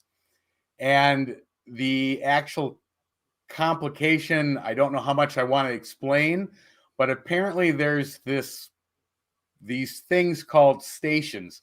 There's a North American station, a South American station, and a Europe station. And this voice that was coming through was actually from supposedly the North American station. And he gave his name. He explained why the communication was as poor as it was. He told me I needed a power something, but his voice kept breaking up with these huge static charges. So I couldn't hear what he was saying. Well, after about 20 minutes of speaking with him and making minor adjustments, he said I needed a power amulet. Well, I work with electronics and I'm thinking, what is a power amulet? Is this a capacitor? Well, turns out it had nothing to do with electronics. It was this. And so I made this per the instructions, and we're going back to do a second test from those tests to see if his communication is cleared up. Excellent. All right. Let's get to Judy here, who is asking, do all spirits take human form at different times? I guess it depends on what their needs may be. Different spirits have different reasons for traveling here, showing themselves, whether it be unfinished business, whether it be something they don't feel has been settled correctly, or information they're trying to pass on. Can they, when we talk about apparitions, you can have full-bodied apparitions in full color where you can see face, skin tone. You've got shadow figures, which could be a partial formation of an apparition. But do they take on human forms? Yeah, if they're looking to be seen, they do, because that's what we'd remember them looking like, and that's what makes them identifiable to human beings. Let's continue on with little Timmy Senor. Do animals have the same afterlives as humans, i.e., ghost cats, dogs, bears, etc.? My theory on that is absolutely. If they've got the ability to interact, if they have intelligence, if they have free will to do what they've done here, then yeah, they have a spirit or a soul, and that would continue, as energy cannot be created or destroyed. All right, we'll take one more. Swishy is asking, can they interact physically within this dimension? Absolutely, they can. They can interact. They can move objects. They can make objects appear, called apparates, which literally can just fall from the sky and hit the table you're sitting in front of. They have abilities that we can't even comprehend. Have you ever been attacked by a spirit? I have. What's that like? It's not pleasant. I've been pushed, shoved, punched, scratched, pushed downstairs. It's a very unsettling feeling because you have no control over it. I had 3 gigantic scratches go from where my arm bends to my wrist. And there was nothing I was doing that could even make that happen. I was literally standing, and also my wife goes, "You're bleeding." And then after she said, "You're bleeding," that's where the horrible burning sensation came into play. But yeah, absolutely, I have been. Do you ever take hitchhikers home? Yes. Matter of fact, one of, I can't remember what location we were investigating, but my wife and I would always go through part of what we've captured, whether we going through the recorders, listening for EVPs, or searching through video or other content, FLIR, DVRs. But it was about 2:30 in the morning. We were sitting on our bed. I was listening to digital recorder. She was watching video. And this is just one example. This has happened many times. But we had this white apparition float over the edge of the bed. And you literally, I wish I could have videotaped it. You could watch both of our heads literally follow it across the bed. And then my wife looks at me and she goes, because we have a big white dog. She goes, "Tell me that was the dog." I said, "No, the dog's downstairs in the kitchen." But that was one example where something had come back with us and made itself known in the house. And that's happened multiple times. All right, let's go to another question here from our audience. Let's go to Love V Love, who is asking, what should we get if we want to start recording EVPs at home? Very simply, just a digital recorder. They can range anywhere from $20 to 50, 60, depending on, but you don't need anything fancy. You just need a digital recorder that will record in WAV format. You don't want ones that do MP3 or what are called lossless formats because they condense the audio file. Have it record in WAV, and then turn it on, ask your questions, stop it after a couple of minutes, replay it, see if you got any answers. It's that simple. All right, I want to ask you the big question, the giant question that I think should be the focus for everything paranormal, and that is life after death. I know we touched base on it in the first hour of the show, but I want to get in depth with this for a few minutes. Okay. Because I think that this is something we all want to know about. All right. Yes, you have talked to spirits on the other side. No, we don't know where they're coming from. How do you decipher whether or not there is life after death through your work? Okay.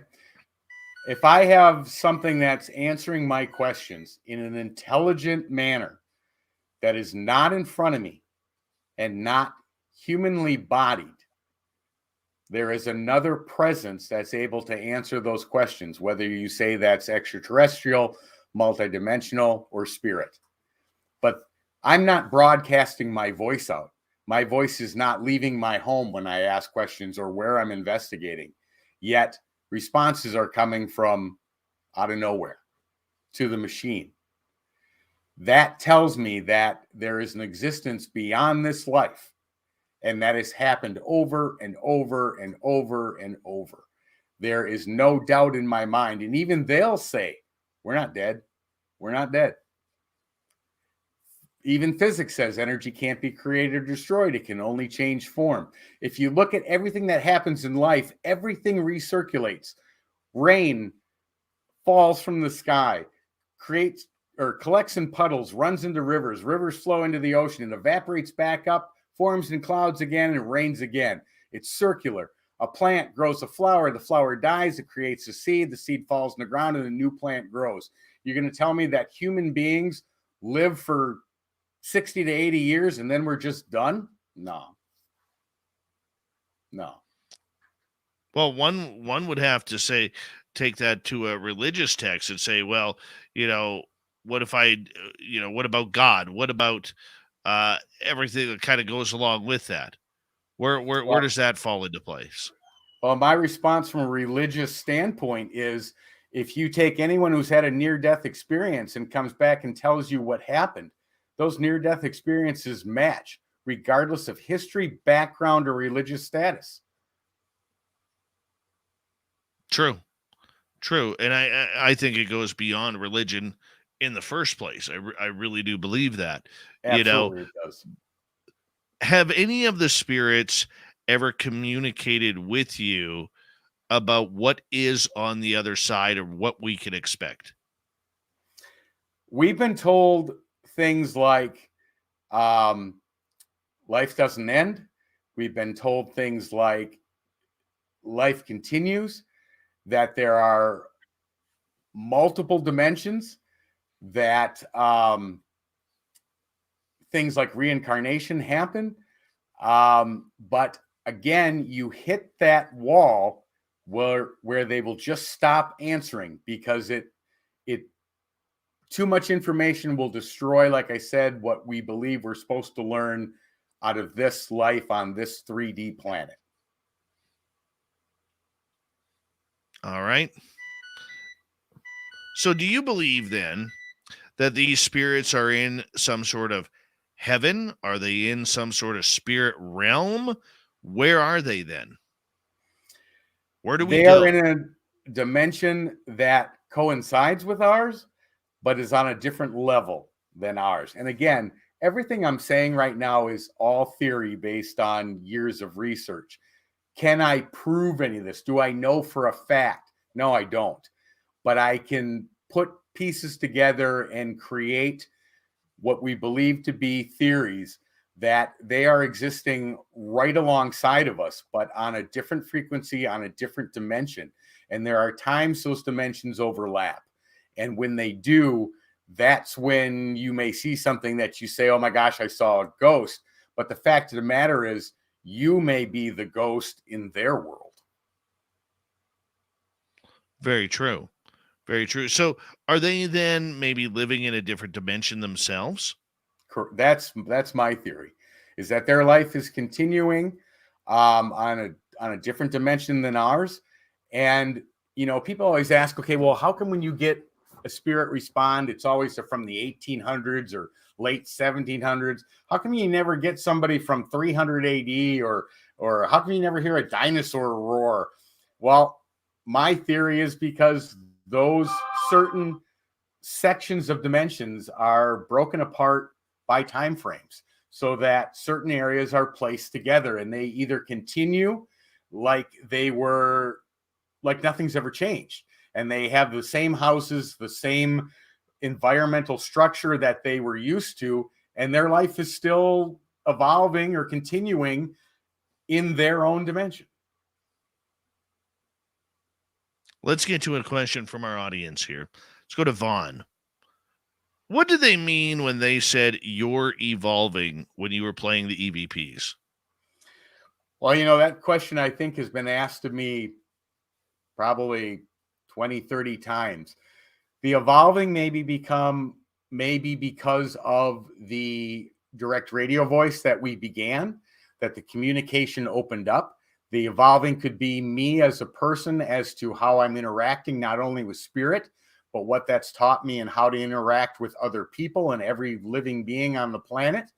So that evolving could mean so many different things to me. I'm not 100% sure, but I think it's a statement that encompasses probably all of it. Yet you feel you still have so much to learn. Oh, absolutely. This is what I'm sharing tonight is the tip of the iceberg. Tip of the iceberg. And there's so much more underneath yet to come. Let's go to Thin Lizzie in Colorado, who is asking, Tony, have you tried the Estes method? Many times. In fact, I think the last time I did it was on the Queen Mary during a 4-day investigation. It was during when there were no people on the boat, which was really cool. But the Estes method is interesting because someone will ask a question, the other person has noise reduction headphones on, can't hear the questions being asked. They can only hear what's coming through the spirit box, and then they repeat what they're hearing. And sometimes you'll get interaction with what's being said through the spirit box that answers or seems to answer the question asked. The only reason I don't particularly like that method is because it separates the two components, and they do that purposely to try to see if they can get a connection. But from an observer standpoint, you have no idea what the person is actually hearing, and what they're saying matches what was being said. And that's my concern with it, because anything we put out, we make sure we can show, we can prove, and we can repeat. And that situation doesn't allow you to hear what they're hearing, and you don't know if what they repeated is what was actually said. All right, let's go over to Jules, who is asking, how do we lay people get a hold of the technology you use for EVPs? Well, for EVPs, it's just a digital recorder. If you're talking about direct radio voice, it's not a piece of tech. It's not something you can go out and purchase. It's a method.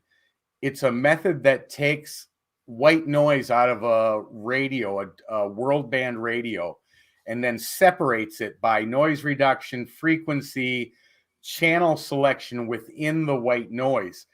Now, this may be way too much information, but the white noise is a broadband spectrum of every frequency the human ear can hear, from 20 hertz to 20 kilohertz. So when I started direct radio research, my first question was, well, that white noise band is all at the same level. It's a constant, which means whatever's playing at 20 hertz and 20 kilohertz is all at the same level. So my next question was, what is those sounds at each of those frequencies between 20 hertz and 20 kilohertz? Well, what I can tell you they are, and this is by research, because we pulled the radio out of direct radio and used a white noise generator only, those sounds within that frequency are thousands or hundreds of thousands of voices. Okay, let's take on another question. This one from Local Boy. What's your thoughts on reincarnation? Absolutely. I believe it's a thing. I believe it's possible. And I believe many of us have done it many times. Recall any past lives? Not so much recall. I've never done the hypnosis. I've always wanted to do that. There's just not enough time in a day. But there's things that happen, the deja vu theory, the fact that you can dream about something. I remember I was 15 or 16, I wanted a motorcycle really bad. And I remember dreaming about riding one and driving it down the street. And then shortly after I got one, and guess what?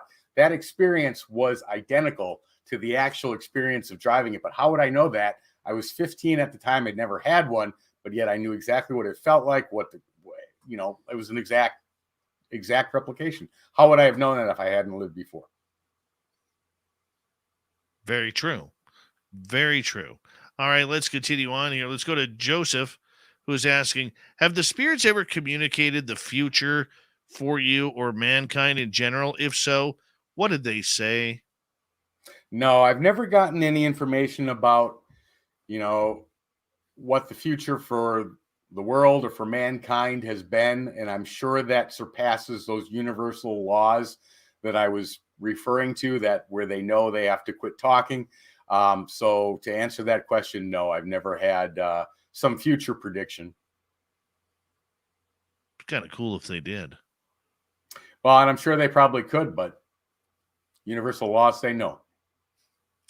Let's go to the Hallmark channel here, where Corey at Hallmark is asking, why doesn't anyone ever try to ask spirits what Sasquatch may be? You know, that's a great question. I mean, we've asked about aliens. We've asked about multidimensional creatures, which Sasquatch would probably fall into, a multidimensional. The direct radio voice, you know, the question's been asked is, would you be able to communicate with Sasquatch through that? And my personal opinion is, if he's got the ability to use some type of telepathy, yeah, I think it could. But have I ever asked, you know, what it may be? No, but now since you brought it up, I just might. As we got about 3 minutes to go here, I want to ask you, what do you want to accomplish? Where do you see your work going? Well, you know, one of the things that always fascinated me was Thomas Edison and why am I drawing a blank on the name? I can't think of it off the top of my head, but they both had intentions of creating a telephone to the dead or a way to communicate with entities that have passed. My goal point would be to be able to accomplish that beyond reasonable doubt and beyond scientific skepticism. Is it possible? I believe it absolutely is. And I think we might be close. Yet? Okay. I was just going to follow up with, are we there yet? But you said, you know, you think we're close. Close how? Well, if you look at what DRV can do, and then the fact that, like I said, we removed the radio, we now use a white noise generator. White noise generator creates white noise. We can take that white noise and we can filter that down to voice upon voice upon voice. We can ask a question and we can get an intelligent answer from no radio. There's no radio involved anymore. It doesn't have the ability to bring in radio signal. It does not have a mic. There is no communication possible at all. But yet that white noise can be filtered to voices that can answer the questions we're asking. That is as close as I think it's been to date. And in the end, we still got to worry about, is there life after death? Tony Rathman, I want to say a big thank you for coming on Spaced Out Radio tonight, my friend. Do us a favor, let everybody know where they could follow you, your YouTube channel, your podcast. Sure. If you want to just see general, I think there's something like, I don't know, 464 videos up, but every investigation we've ever done, every proof of evidence, go to YouTube, go to Entity Voices Paranormal Investigations. If you're interested more in the direct radio voice, just go to YouTube, type in direct radio voice, and the site will come up because, like I said, Ron and I, to my knowledge, are the only two people in North America that are even doing it. I've also got Facebook pages under Tony Rathman. Our website is entityvoices.com. And then, of course, we've got all the Twitters and the Instagram and everything else as well. Awesome, my friend. Very much appreciate you coming on in, Tony. It's been one heck of a good radio show talking ghosts and spirit all night long. Coming up next, we're going to head to the swamp. Then Tim Senor is here with the UFO report. It's a breaking news in that regard. We will be back with more Spaced Out Radio in hour number 3 on the mighty SOR. Stay tuned.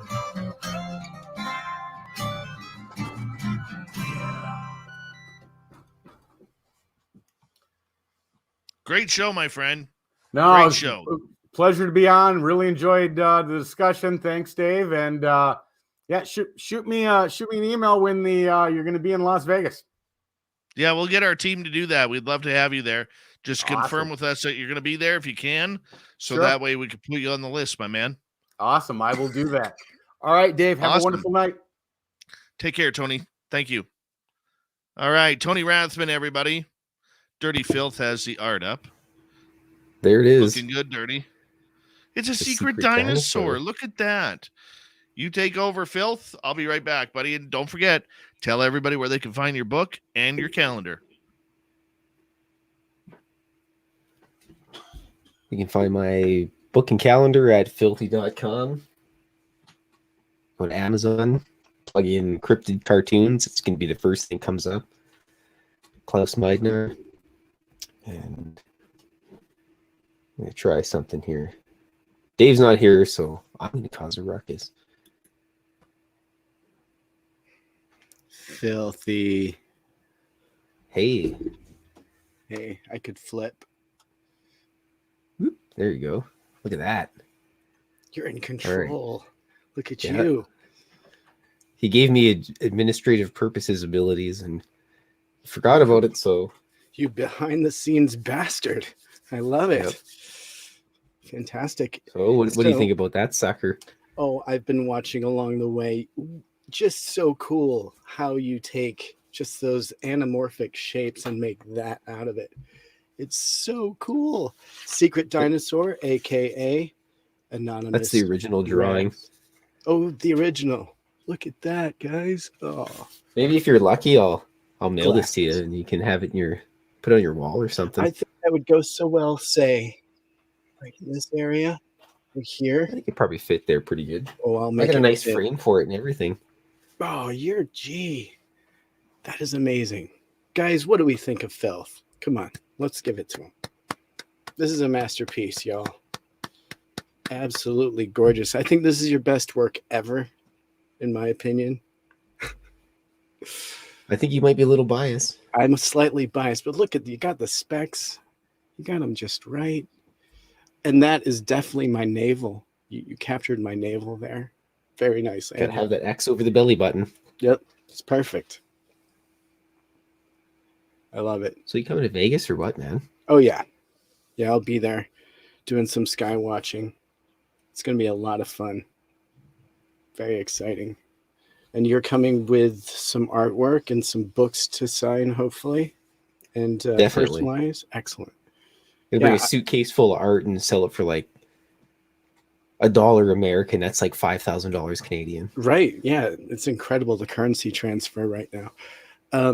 But I was going to say, are you bringing your books that are also available on Amazon? Yeah, I'm gonna bring a stack of them. Cool, because that'd be cool to have a person like one that's personalized for all of us. I'll even scribble in it for you.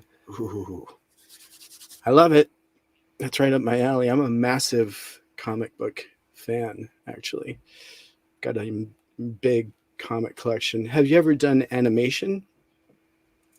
I went to school for animation. I quit because it turned out to be 3D animation, and I wasn't into the 3D animation. I loved the 2D stuff.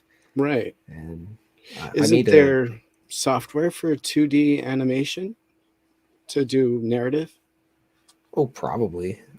I'm not very computer literate, to be honest. And so I'm missing the boat on that one. So, well, we should talk. Let's talk offline because I've got some stuff.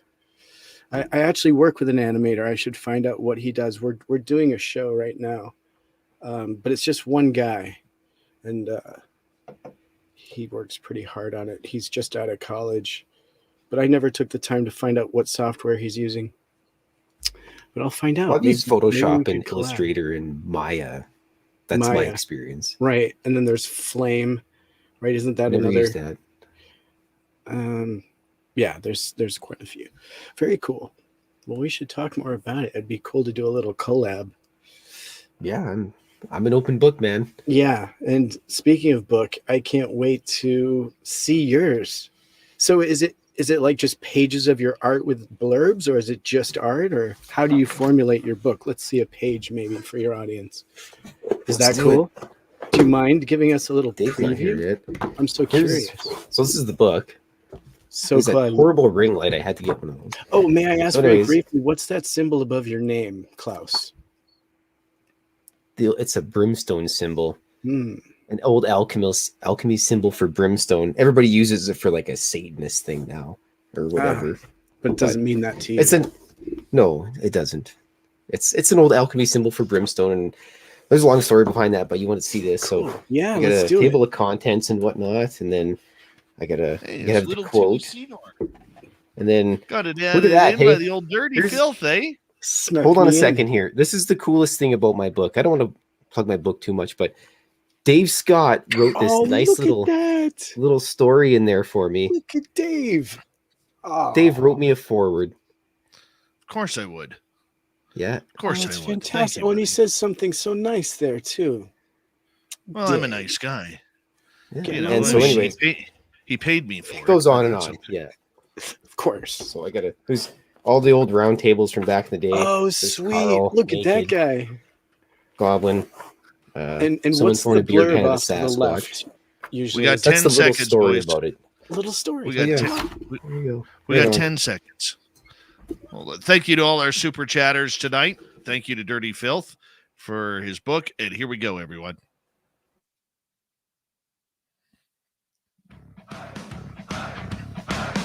Would you like to connect with us? Head to spacedoutradio.com for all your latest show info. Now, back to Dave Scott and SOR. Third and final hour of Spaced Out Radio is now underway. Good to have you with us. My name is Dave Scott. Very much appreciate earning your listening ears wherever you are on this beautiful planet we call Earth. Hi to everyone listening in on our terrestrial affiliates around North America, digitally on Odyssey Radio, TalkStream Live, and KPNL. All of our archives are free. Join us at youtube.com/spaced out radio. Do old Davey the favor, hit that subscribe button. Desert Clam has set the password for tonight in the SOR Space Travelers Club. Kennebecker. Kennebecker is your password. Use it wisely, Space Travelers, as the Clam sets the password each and every night right here on Spaced Out Radio. Our website is spacedoutradio.com. We have a plethora of features for you. Rock out to Bumblefoot, read Shirky Poo's Newswire, check out our swag as well. Follow us on Twitter at Spaced Out Radio, Instagram at Spaced Out Radio Show, and on TikTok at Spaced Out Radio. It is time once again where we head to the swamp. Our resident swamp dweller takes us on another journey. Hi, Spaced Out Radio listeners. This is Swamp Dweller. It's time for your nightly dose of spookiness on the show. If you have an interesting encounter or a spooky story that you would like to share, be sure to submit them in at swampdweller.net. You can also find our YouTube channel at youtube.com/swampdwellerreads. Now, let's chill out, relax, and together, let's enter the swamp.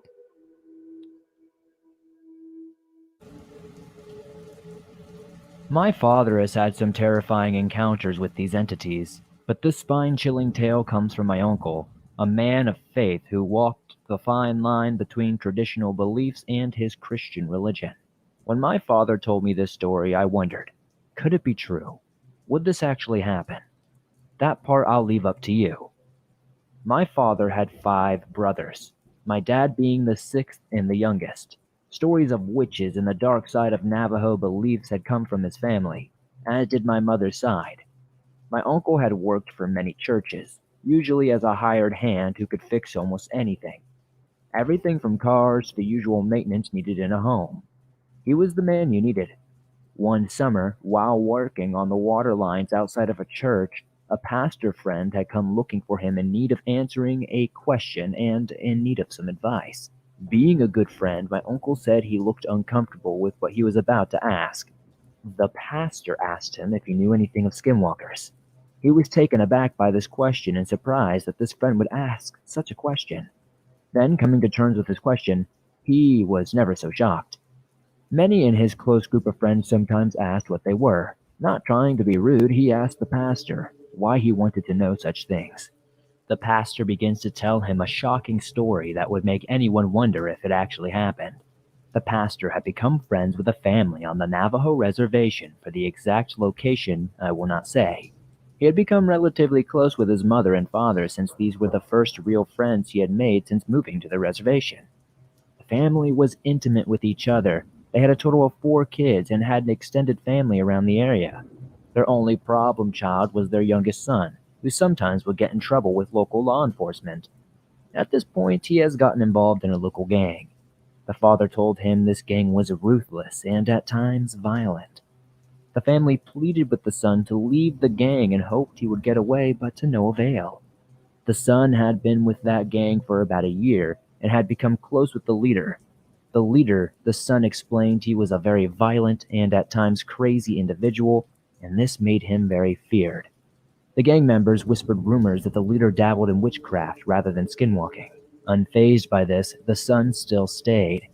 Then one night, while hanging out at a member's house, the leader revealed that he did actually practice black magic, and asked the son if he wanted to learn. Telling him yes, he wanted to know, the leader told him to meet at a destination later in the week. When the day came, the son had driven out to where the leader told him to meet. They had met at a cemetery. The son, at this point, was nervous and scared. The leader showed up a few minutes later and they both walked down to the cemetery. Now in this part, I will not explain traditional speaking. It's taboo to explain what went on, but what I will say is that they did horrifying things. The son left the gang, distanced himself from the entire crew, and became a born-again Christian.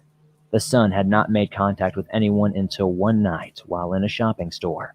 The son had not seen anyone from the gang for quite a few months at this point. This night of all nights, he had run into the leader. Shocked, the son tried to ignore him but was cornered by him, and he said the leader was angry with him and told him he betrayed him and that he was going to teach him, sending a cold chill down his spine. The leader told him to watch his back. Wherever he went, he would find him. Terrified, the son had come to the pastor and asked him what he should do. The pastor, somewhat shocked, didn't know what to do but told him to keep faith in his beliefs and everything should be okay. As soon as the pastor was done with the story, my uncle told him to tell the son to seek out traditional spiritual help and take it from there. Months had passed when my uncle asked about the son. The pastor said that he had given his advice and now they were living peacefully outside the reservation. You can believe the story if you want, but take this warning. Don't look for what's in the dark because there's always something out there that will answer back. That's why we love the Swamp Dweller around here, who comes in every Monday through Friday night to kick off hour number 3 and hang out with us with another spooky story. You could get thousands of audio stories from Swamp Dweller for free. Go to his YouTube channel, hit subscribe at youtube.com/Swamp Dweller Reads. And it's just that easy. You get to listen to anything that you want. Amazing talent, that Swamp Dweller. Amazing talent. All right, let's do this. From the swamp to the sky, Tim Senor is here for the UFO Report. Nobody's going to know. They're going to know.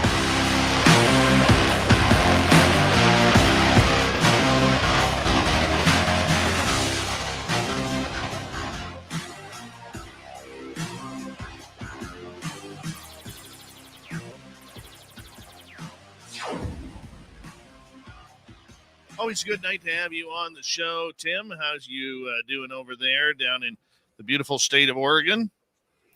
Doing very well. Thanks for asking, Dave. Just getting warmed up for the holidays. Kids are done with school, getting a little break, running around fine-tuning some of my gear, getting ready for another expedition before it gets totally freezing cold over here. You know, like 30 or something. Like? Ooh, Fahrenheit. 30. Ooh. Oh, my. Or 20, oh, my. maybe. 30 Fahrenheit. Just so you know, Sunday here at SOR headquarters is supposed to be minus 30 Celsius. That sounds nuts. There's no way. It's just Come on over. Enjoy basking in the cold. No way. I'd be indoors and boring all the time. But it's great to see you. How are you feeling? I am doing great. At my, I had my work Christmas party earlier today. Fun. Yeah.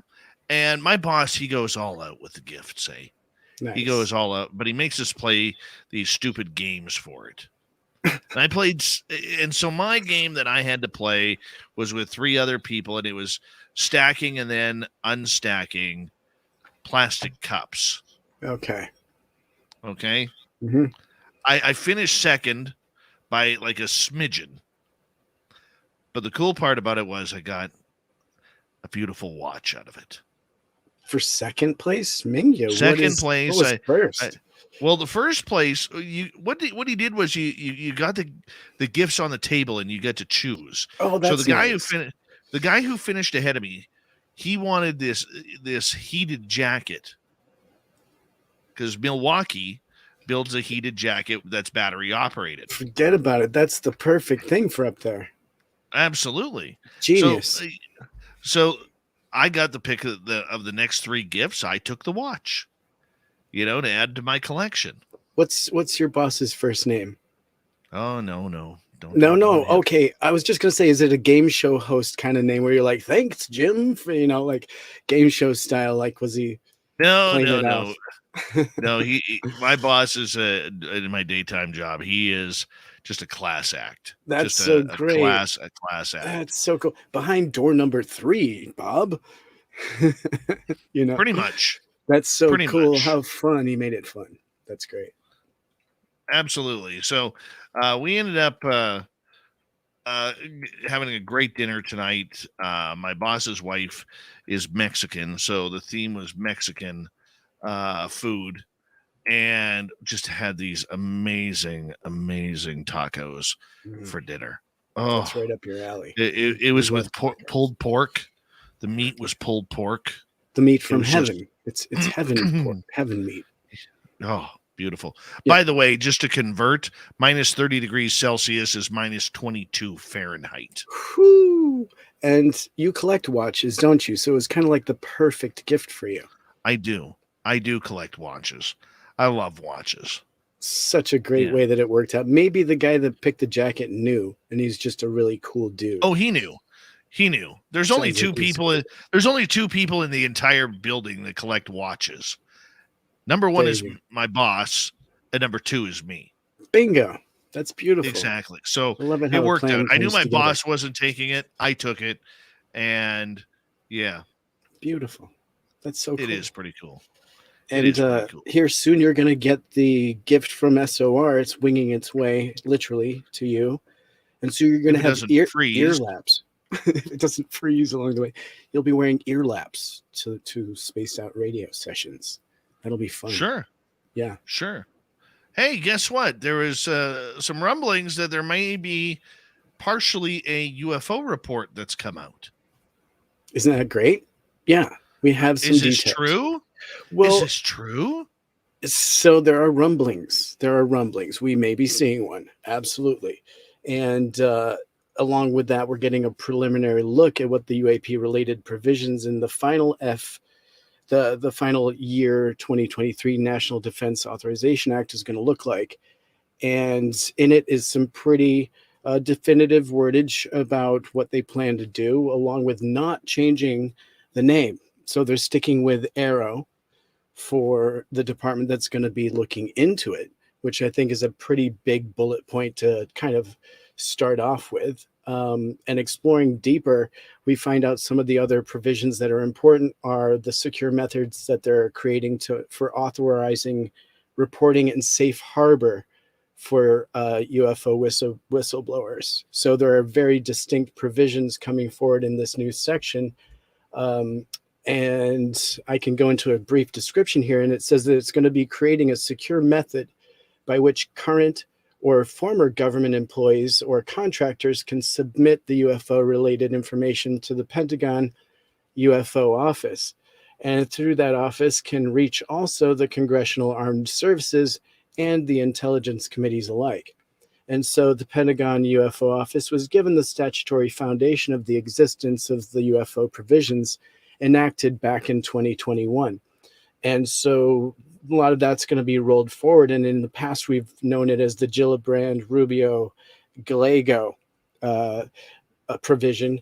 And so recommendation of some more details of that are going to be highlighted. But that the the All Domain Anomalies Resolution Office, or ARROW, is going to be moving forward in that administrative role. So that's good news there, that they're not making some major changes.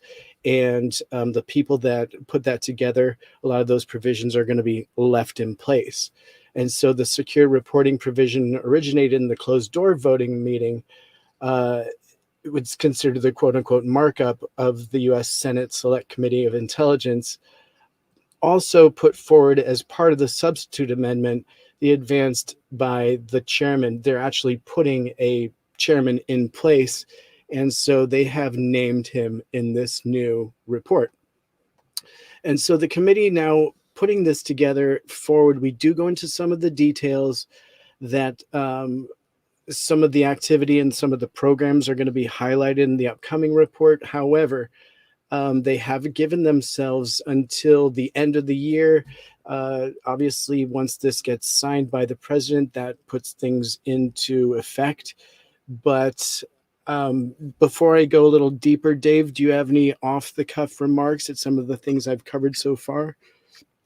Well, I'm very concerned about this whistleblower aspect, because even though it does open up the door for former and current employees of the government to come and speak about what they know or what they learned about UFOs coming into fruition, I don't know or don't fully understand how safe they're going to be. I think it's going to be one of those things where it's going to take a long time for that first person to come out. And it's probably going to be a name that we've never heard of. And then pending on the reaction of what happens to that person, we may actually see, because there could be repercussions, let's be honest. Then we may see how many more people actually come out because of that. Right. Do I trust it? Not at all, my man. Not at all. And that's great. And so just feel good knowing that there is going to be very specific wordage in this bill that does provide a very robust, and I quote here, anti-reprisal protections for such an individual that does come forward. So it does go into some very wordy specifics here, but they really have put this forward to make people that potentially can come forward as a whistleblower, they want them to feel comfortable. Now, there might be other cases in which a witness learns of a new system and uses it to provide the obscure but useful information that has simply been lost or pigeonholed or forgotten without any implement or element of or active concealment. And so in that case, the term whistleblower would not be a good fit, right? If they've used the improper term to report, perhaps, but the secure method would still be useful. Does that make any sense? If people are using the proper chain to report, they're going to be absolutely protected. Now, if they go off road and decide to report directly to a newspaper, for example, then that whistleblower protection would not cover that. But if they use the proper chain, is what they're explaining here, then, and if it's a good fit, and there will be people to help whistleblowers to know whether their information is even useful, there would be a secure method for that to happen, in which not only would they be protected, but the information would also still be protected. It would potentially maintain its classification, if that makes sense. So just the people that need to know will still need to know. And then there will obviously be created a declassified version of that in this whistleblower case that is either made available to Congress or the public. Do you trust it? Do you trust what's going on? I think if the wordage is specific enough, if it was me, I would have my lawyer look at it. And then if my lawyer was like, it looks good, I would go forward with my lawyer and I would do it. Yeah, because, they signed up to be a patriot. If you're part of, if you have this information, you're probably a patriot. And it's part of your duty, I believe, to come forward with this information. At this point, the public needs to know. The people need to know this information. We need to protect these whistleblowers no matter what. And so an intelligent whistleblower will do this very carefully, methodically, and see the potential here. Absolutely. I think it can be done here. I think that they are opening the door to this. This is just the first step. And again, we are seeing Danny Sheehan all over this. You know, he's in here involved in the wordage of this. And I feel very confident that whistleblowers will be protected. I do. I don't agree. I think it's potentially setting a dangerous precedent regarding what is happening in this world. And we have to be able to be sure that these people coming up actually have proper information. Okay. Good point. Because I sure as heck know, my friend, that there is absolutely no way possible that I would be giving up any information whatsoever regarding what I know about UFOs. I wouldn't take the chance if I was a government employee, former or current. I mean, look, we just saw about a month ago a U.S. Air Force pilot tried to use the protocols after seeing a UFO in the sky while he was flying. And he pretty much got reprimanded for that. He didn't get court-martialed as far as we know, but we know that he got reprimanded for his actions on doing what the elected officials asked him to do. I see this becoming a giant fight between the military and their egos on thinking who really runs the United States and the elected officials. Now, look, we're going to get ex-military people coming into this. I do believe we are. And it's not just from the Nimitz. I mean, we're going to get those people who maybe served 1, 2, 3 years, okay, whose contracts were up. They never re-signed. They're done with their days of reserve duty, and they have nothing else to go for, nothing else to lose. Okay, they can finally say what they want. I see people like that coming out, telling us about dots or whatever it may be.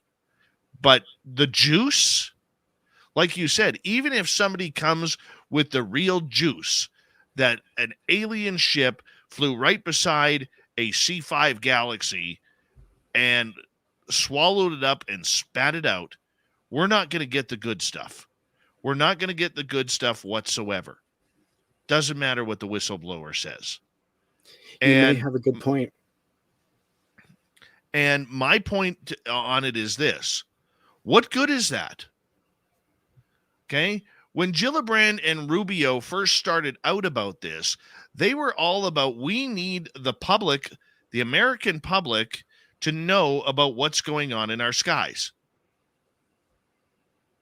Yet now, everybody wants to keep everything a secret. Whether or not you have this whistleblower testimony is irrelevant if it doesn't get out into public. What's the point of helping some elected official who could be gone in 2 years, maybe 4? What good is it to give the military more ammunition to say, see, this is why we need to cover this stuff up? No, so I feel like highlighting it as a problem in any light is going to bring a different discussion to the table that I don't think has happened yet. We haven't seen the discussion of how to handle this as a real topic yet, right? I haven't seen it anywhere. Like, we've seen, like, let's figure out what this is. Let's figure out what this is. Well, let's do a few let's do some role playing here and let's just see, what does it look like if it is? And we can guarantee we know what it is. And again, now I understand what you're saying. Are we looking for a world that's ordering code reds on its military amongst itself because people are whistleblowing? I do think that we will see protection. There's specific wordage in this bill. Let's continue this when we return with the UFO report. Tim Senor doing a great job breaking down the latest news under the NDAA. We'll continue that talk with Tim when we return on Spaced Out Radio for a final half hour. Stay tuned.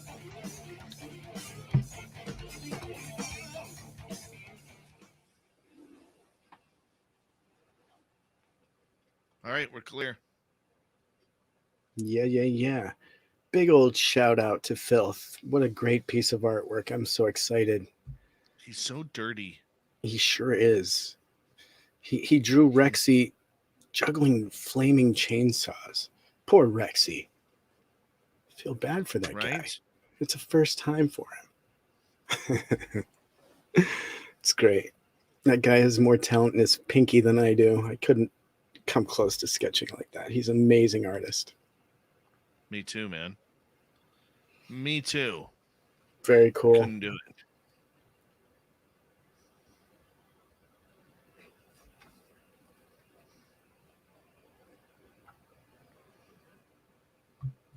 I hate always having to be the negative Nelly on this stuff, man. It's kind of your thing, right? It's not really my thing. You just are an anti-government, anti-establishment dude. Like if something, like even with SETI, their results are now being looked direct. Like their results are going directly to university students. Even Seth Shostak has kind of stepped back and he's doing some other things, and now they're getting results. Like the kids are getting results on the same data that SETI has had for years and years and years. So I mean, the tools are good, right? It's just sometimes the players are jaded on the results. So I know you're that guy. You're that guy that's like, see, the whole thing is broken, but sometimes just one piece is broken, you know, and it can be easily fixed. And I feel like NASA is the same way. It's just like there's some pieces that are broken. They're looking in the wrong way. They're still very fixable. The same way I feel like our government is broken and fixable. Like they haven't had the right conversation yet. And that's kind of where I was going. That the conversation needs to be like, if this is real, how will we handle it? I don't think they've had that discussion. You know, how would the military react if this was a reality? They haven't talked about that. You know, good or bad. They don't come out whether they view it as a threat or not really. It's just an excuse on how to spend a budget. I mean, what do you think? You're probably right. Yeah, I mean, realistically, you're probably right. You know, I like the point that you just made about Seth Stoshak.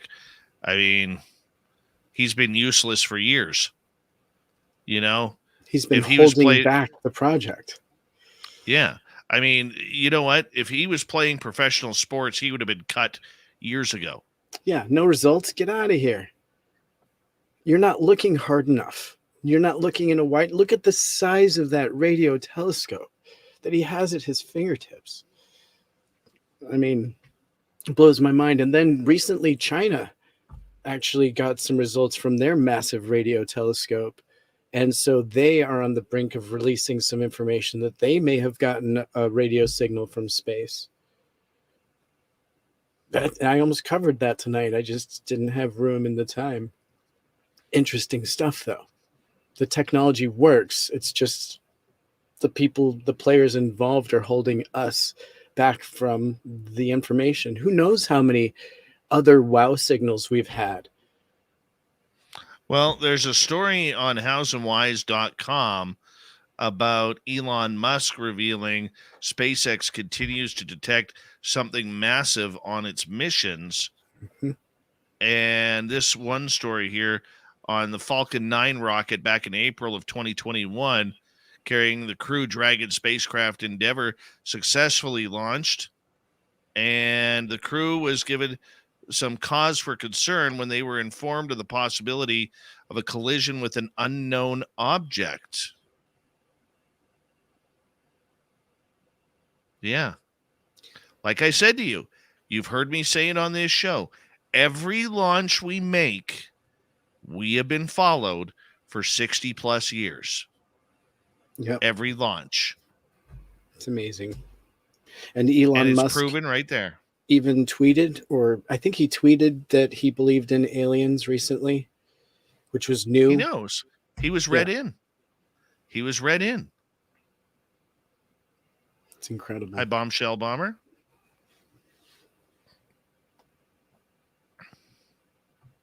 Where's little Terry Hall tonight? He's usually in the chat room. He deserves a nap. Hopefully he's napping and he'll play catch up tomorrow. So do you want to pick up where we left off with the director's name and all that good stuff? Yeah. Okay. Let's do it. It's kind of yawn, but okay. Governmental nonsense. Your chat's like yawn.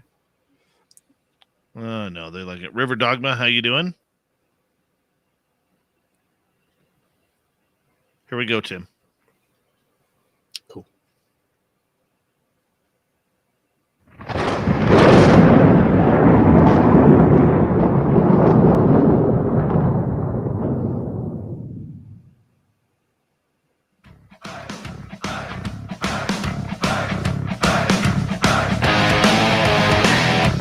Rounded third, we're heading for home tonight on Spaced Out Radio. My name is Dave Scott. Very much appreciate turning your listening ears. Want to remind you that if you missed most of this show or others, check out our free archives by going to youtube.com/Spaced Out Radio.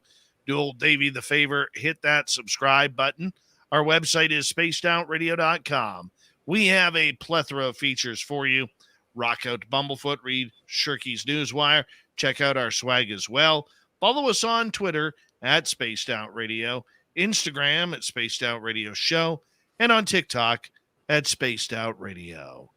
We continue on with the UFO report as Tim Senor is here breaking down news coming out of the latest NDAA, which still has to be passed by President Joe Biden. And it's all about the latest updates on what's happening with UFOs and their reporting system. Tim, apparently there's a little bit more to this. There is.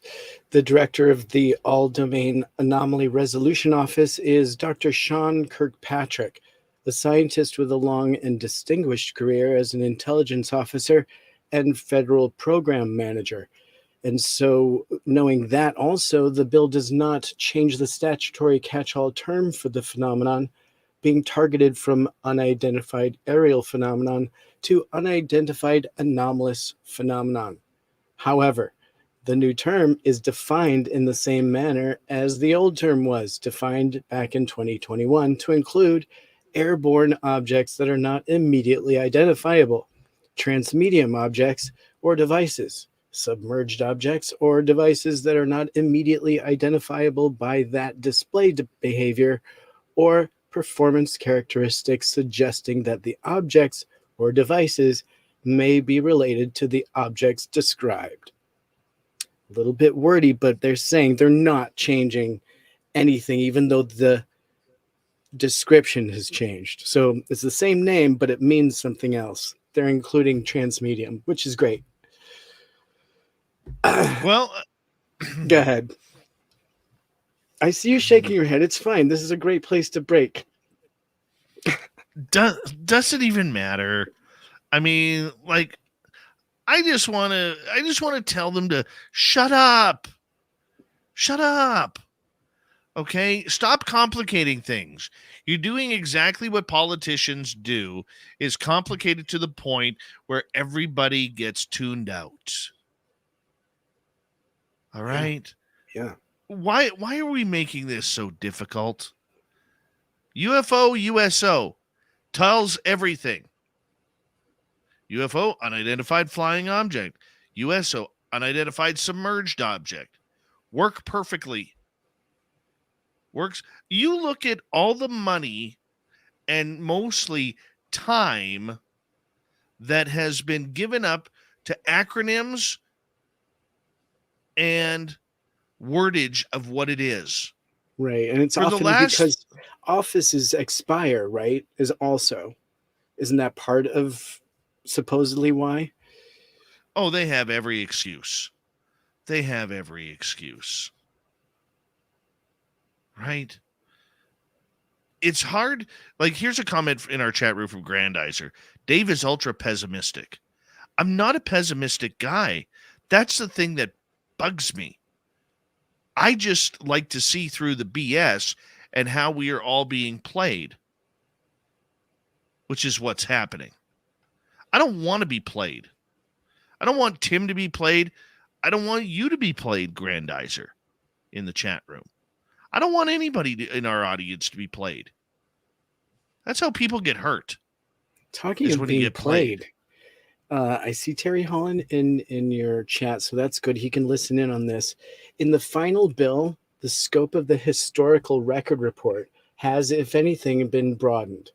Now to include the historical record of the United States government relating to UFO going back to January 1st of 1945.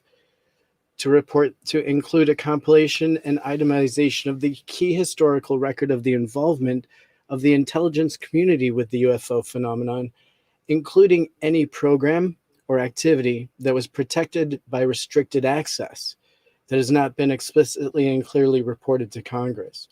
Successful or unsuccessful efforts to identify and track UFO, and any efforts, and I love this, to obfuscate, manipulate public opinion, hide, or otherwise provide incorrect or unclassified or classified information about UFO or related activities. So they're asking instead, primarily they were asking for 1947 in this wordage. Now they're backing it up a few more years to include two pretty massive events, the Corona, I believe, event and Trinity event, which was happening in 45. So they backed it up to include that and to find out if there was anything that was covered up on these topics. And then the findings of the study are to be presented by AARO to Congressional Defense and Intelligence Committees, top leadership, and they've given themselves about 1 to 1.5 years. And it is not immediately clear simply by reading through here exactly how much of the report is ultimately going to be made public, but it does seem clear enough that the investigation will have to delve into a good deal of classified material.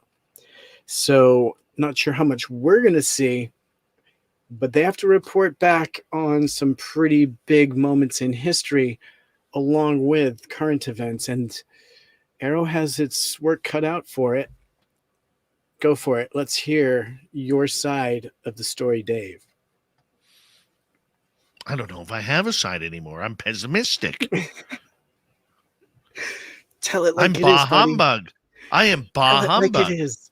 Look, if they are going to start at Roswell, and let's hope, fingers crossed, Trinity. Okay. But yeah. In that area, if they're going to go back to 1947, that is a proper step. Let's give credit where credit is due. I'm wondering very briefly, do you think they took 47 out and made it 45 to just be less obvious about Roswell in that wordage? That is actually a good point. I mean, they just were like, right? Why are we asking for 47? Let's make it 45 so we're not asking for UFO stuff specifically and like being so obvious. I mean, 47, come on, that's so obviously Roswell.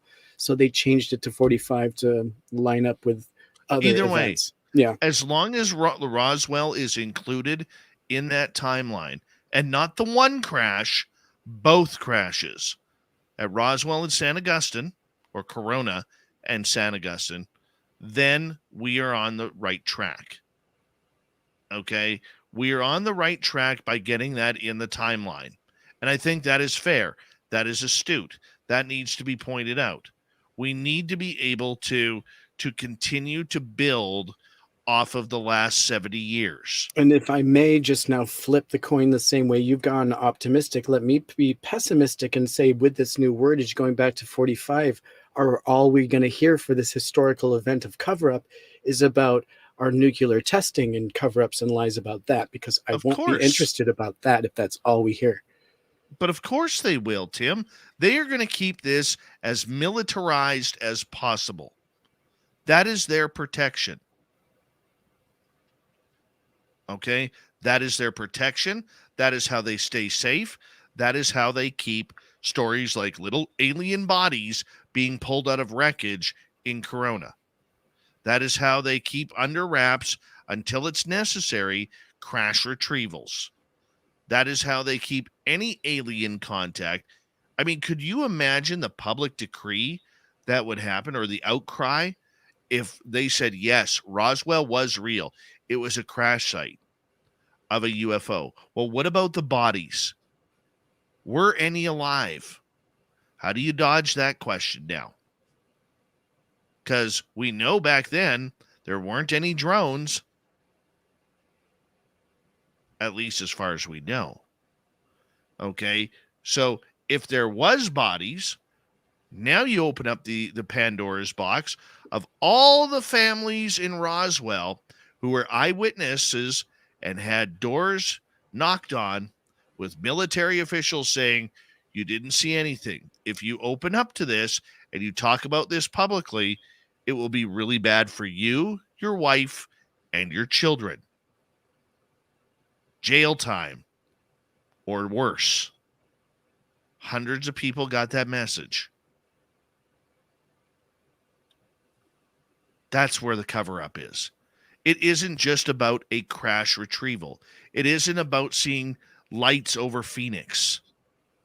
It's about getting down to the nitty-gritty of every situation that has happened. The Navy divers at Shag Harbor who allegedly saw aliens working on the broken-down craft, and another ship identical to the one that went in the water hanging out there beside it. That's what we need to know. But you bring up a great point about why they wouldn't, which is all of the years of threat that they made to witnesses to keep silent. How would they explain that? I mean, there's really, that is a great point, and it also weighs in why they wouldn't reveal it. That's court of law. That takes people into the court of law, right? Right. Well, then that opens up. But Tim, this is why I say continually there is a Pandora's box sitting somewhere in the depths of the Pentagon. Okay, because think about this. Think about this. How many people have had run-ins with the Men in Black? We don't know technically if the Men in Black truly exist. We only speculate. It's a rumor. It's a cool rumor that was made into a movie. But we don't know for sure that the Men in Black truly exist. Yes, I teased Lou Elizondo the first time he was on this show, asking him, are you a Man in Black? Do I believe there's a Men in Black? Yes, I do. Yes, I do. Do I believe they're government officials and not aliens? Yes, I do. Okay? But the idea, Tim, behind that is the Men in Black, we have heard the stories. If you've been in this field long enough, like I have, or you have, or many people have, you've heard the stories of people having some very serious encounters and then get a knock on the door by seeing a black car in their driveway and two men in black suits coming out to their door wanting to talk to them about what they saw or what happened to them. And those people go silent. Now you're opening up lawsuits because do the Men in Black exist? Do these secret military teams like a Delta Force go around to Brazil killing aliens like has been rumored down in Brazil? Okay. There are a number of things this opens up to. And this is why I continually harp on the fact that disclosure doesn't happen unless we find that Pandora's box. And that Pandora's box is being guarded for life by the 5 or 6 military organizations at the Pentagon. Because if those secrets came out, the American public would not put up with it. It would probably be an instant end to the military-industrial complex.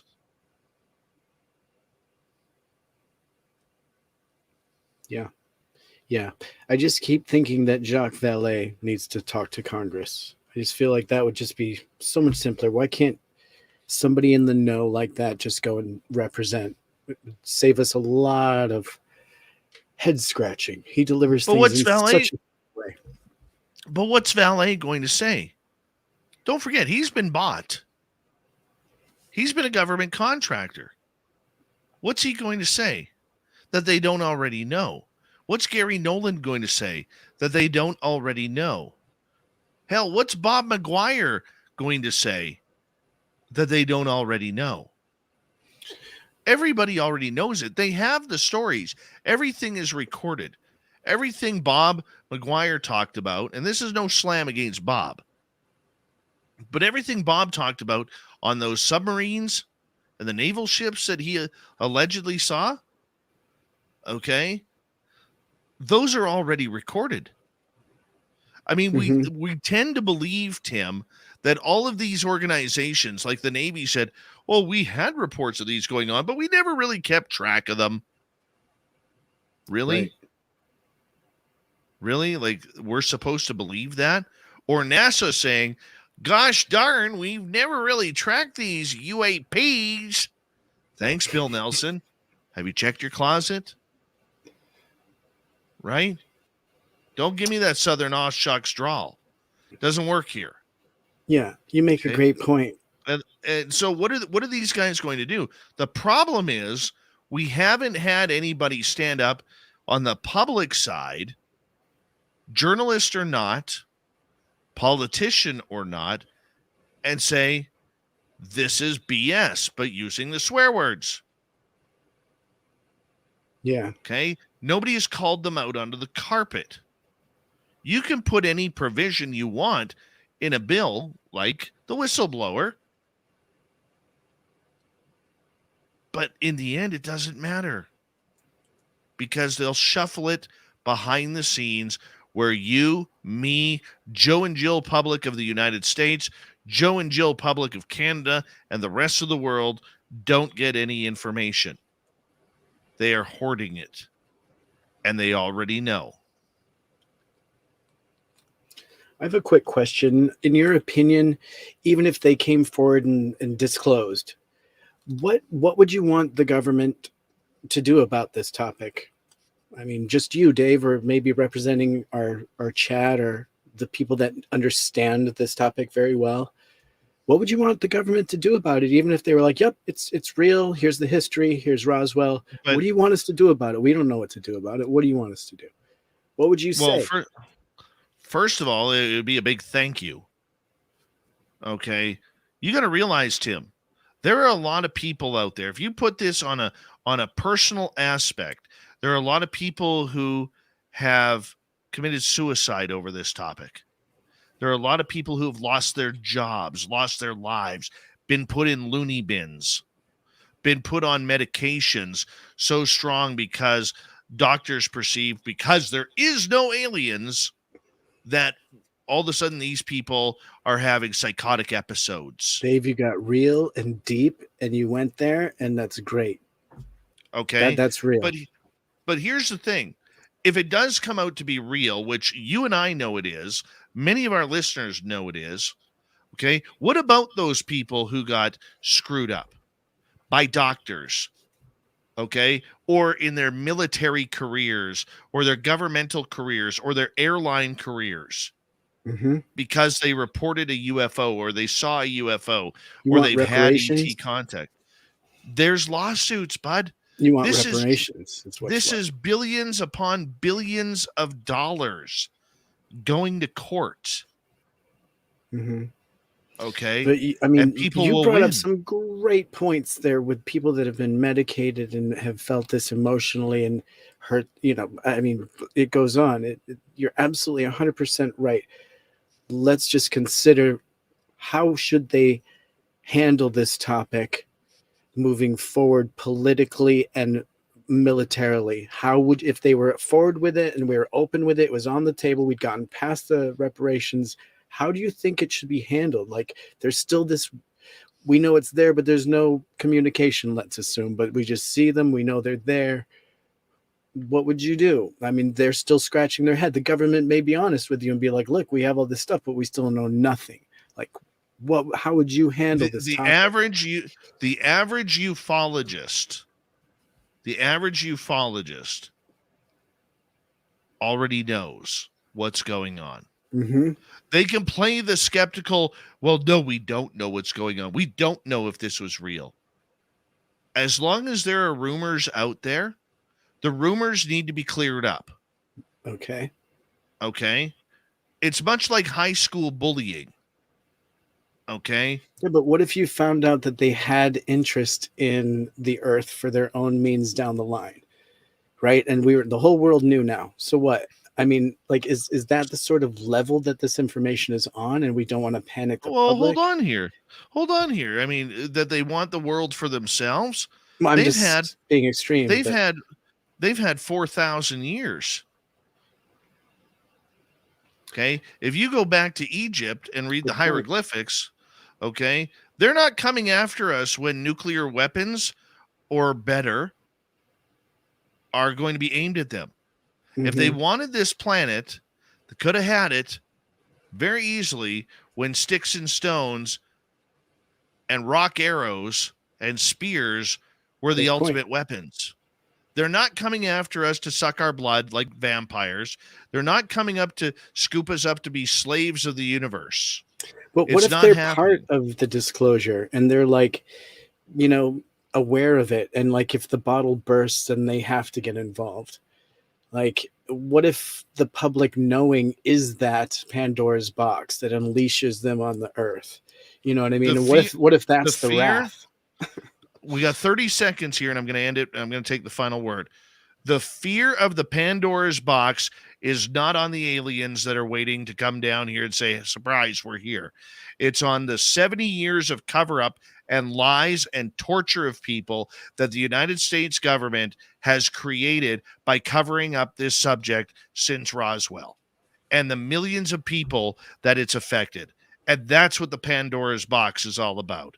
Tim, thank you for ending this great show tonight and this fantastic conversation on the UFO report, my man. It's been a great one with you. My pleasure. Thanks for having me. Are you going to stick around for the after show? I'll stick around for a couple. Sure.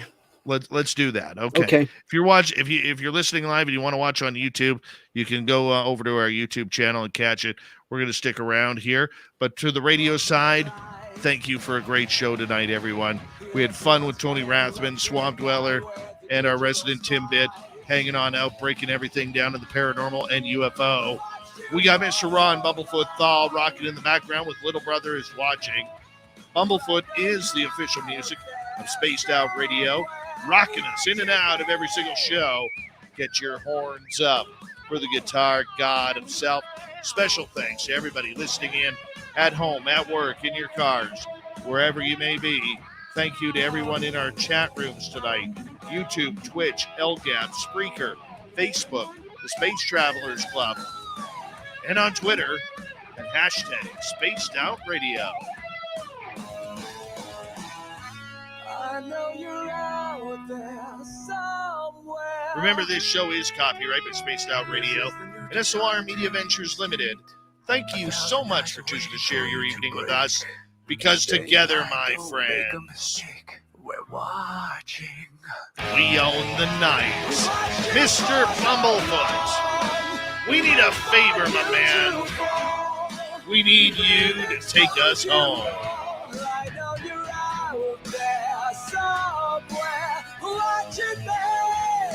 Yes, the Blue Train has docked for the night. But soon, my friends, we shall ride again. Your seats are always available. Your tickets never expire. And if you want to bring a friend, we got room for them too. Good night.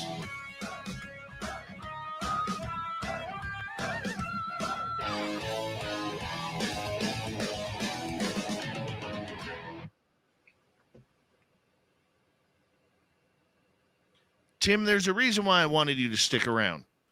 You're going to bust my chops. Okay. Because you made me realize something tonight when you pressed me on it about the Pandora's box. That the Pandora's box is not for the government cover-up. It's covering up for us. I believe, hi, Davey.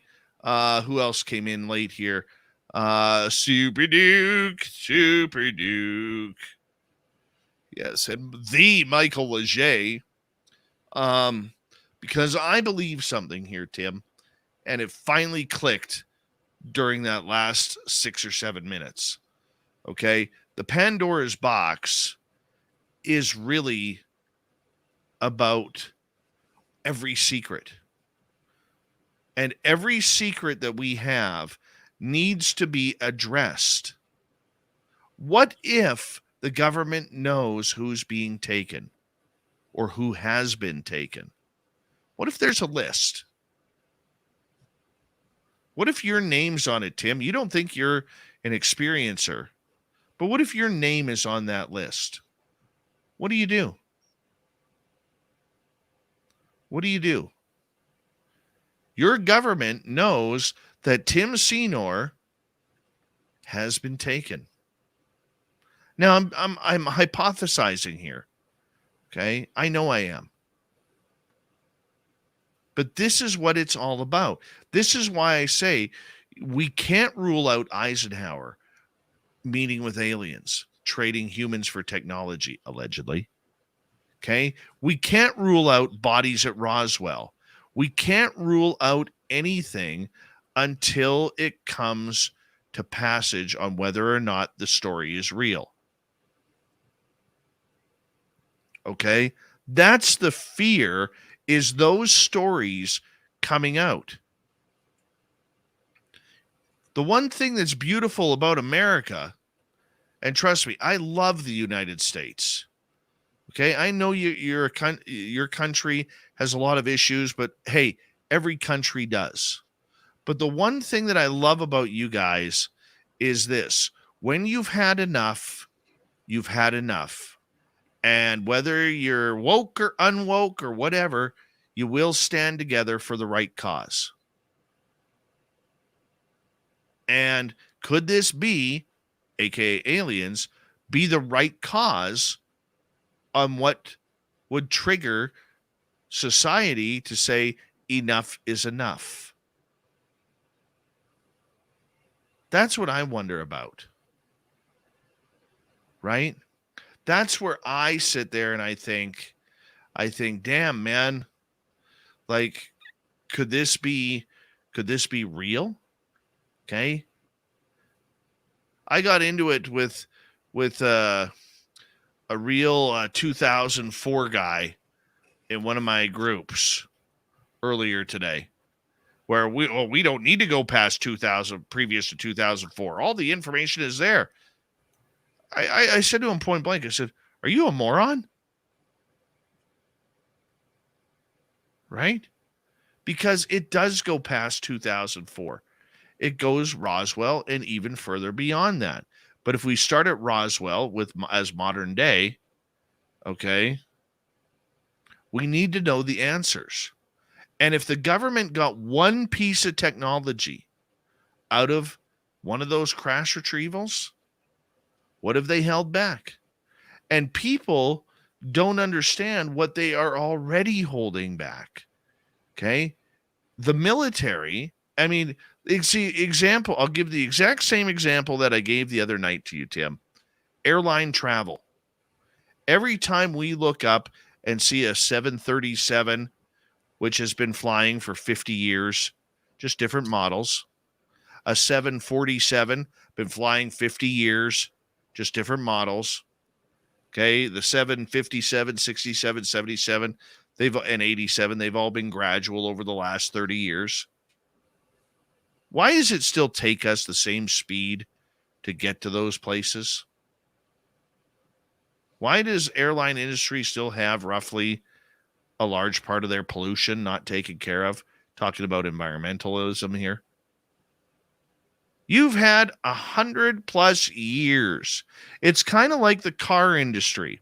When the car industry was bailed out in 2009 by Barack Obama because GM and Ford and Chrysler were acting like a bunch of morons, still living like it's 1965, okay, with their tanks for vehicles, okay, he basically said, "We'll bail you out. You're an important and integral part of what we do, of what America is. We will bail you out, but You need to improve the engine. We need more gas efficiency. We need more efficiency for the environment to clean up. And guess what? All three manufacturers did it. All three. Right? Yeah. And then we find out it was Toyota and Volkswagen with their diesel engines and many other Asian and European vehicles coming over that were lying about their pollution statistics that Obama had cautioned about. Yeah. Okay. Yeah. It's not the big three. In the next few years, California will no longer be selling gas-powered vehicles. That's coming quickly. You'll still be able to own one, but you won't be able to buy one. I have a whole entire argument about that, and a whole entire argument about how stupid that is. All right, because it is stupid, but that's another conversation for another day. Focusing on the Pandora's box, okay. America is quite a litigious nation. If this comes out and they know things, and they know things that they're not supposed or allegedly have been covering up for years, lawsuits, man, that's a lot of money. And literally, if I were to find out, let's go back, and I'm going to play a hypothetical situation here for you. Okay.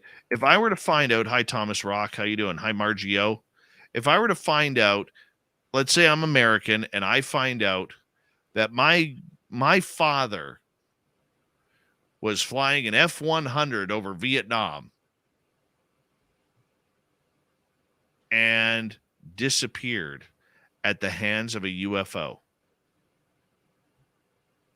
Didn't get shot down. He's still listed as missing in action, but he didn't get shot down. I'm suing the government for that information. What happened to my dad? Tell me. Right? That's a hypothetical situation right there, Tim. Completely hypothetical. But those are the situations that we need to know. Okay? That's all part of that. It's all part of that Pandora's box. Absolutely. Right? And one of our presidents even warned us, didn't they, against the military-industrial complex. And that was Eisenhower. And there's going to be a very clear chain of events that we're going to see within, I think, the new wordage coming out in this, even maybe from some of the historical records that we're going to get access to, in the next year to year and a half, according to this. But we're seeing a lot of the wordage from the Wilson Davis documents, right? Some of what we're seeing here is requesting information specifically for a paper trail of potentially investing and outsourcing technology that was recovered for reverse technology to be looked at in private industry. And so they're looking to source that here. I find that is incredibly compelling. It tells me that they perhaps were read in, and that maybe, Wilson and Davis have both come forward and had to perhaps speak candidly about what they know and why they had this conversation. What are your thoughts? Because make it public. This is very much the keys. Don't you feel this is very much the keys to that Pandora's box? Absolutely. Make it public. Make it public. None of this means, and this is what I'm saying, none of this means anything until it's made public. Marco Rubio does not control my ears. I can't hear what Marco Rubio hears. Okay? Right. I can't hear what Kristen Gillibrand hears. Man, at the best of times, through his stuttering, I can't even figure out what Trudeau is saying, as he's got Right. another Quick scandal going question for on. you, though. And now they're doing this deep dive and they're requesting it. They have up to a year and a half. What if they come back with a bunch of mundane stuff and questions and more questions than answers, in fact? Easy. We've got Grant Cameron. We've got Linda Moulton Howe. We've got Richard Dolan. We've got Tom Whitmore. We've got Michael Schratt. We've got Jim Goodall.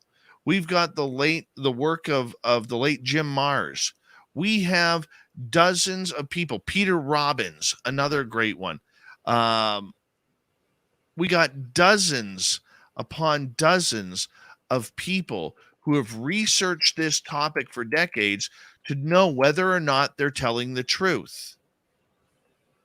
Okay? So if they come out and say Roswell was swamp gas, we know that's not true. Jesse Marcel's son could come out and say, well, geez, that's not what my dad told me. My dad was right there. These kooks who are running the Navy, they have no clue. Navy wasn't even involved. The Air Force wasn't formed. Right. But isn't it unfortunate that we may never hear the results? So Grant Cameron will never be able to rebut or be asked to rebut because behind closed doors, they're receiving information that explains this off as mundane. And so it never gets past that. And we as the public don't hear what they've heard back there, which was the mundane explanation of swamp gas. So that's what I'm saying. That's why we got that 98-year-old geriatric, who should be at an old folks home, not asking questions on a Senate, back this summer asking, well, what about the idea when back in the day we were talking about that this was potentially swamp gas that was happening? Asking that in 2022. So how do we insert... I wanted to shake that guy, by the way. I wanted to shake him bad. How do we insert a public oversight committee into this narrative that's obviously taking place before our eyes here? If I were drawing it up, and this is me personally, every time that there is a comment that is brought forward, I think that there has to be a coalition of people, maybe even some sort of nonprofit, you just gave. Maybe even a nonprofit society that is made with proper media attention and proper PR, not somebody who thinks he's a PR person but's never worked in journalism in his life, okay, doing PR, to absolutely counter everything that is stated that is wrong with UFO reporting. That way, you could get it on talk shows. You're not going to get local journalists, to write a story on it because they don't care. The media doesn't care about this story. So you don't have the media in your back pocket. The media is so stupid when it comes to this story that they don't even realize they've played right into the government hands on UFOs. They don't even realize it. So you think that a television show would be a good platform to publicly rebut this? No. This is where podcasting comes into play. YouTube channels come into play. So the minute, let's say, for instance, let's be hypothetical. You have a coalition of UFO, not UAP crap, okay, but of UFO researchers, the true researchers have built a coalition, okay, and let's say the government comes out and says swamp gas. That coalition can now get together with the technology, just like you and I have had, okay, write a press release that immediately gets sent out to every major media outlet in North America and the world by a click of a button, asking for press, explaining where the U.S. government is wrong in their research or in their public release of this.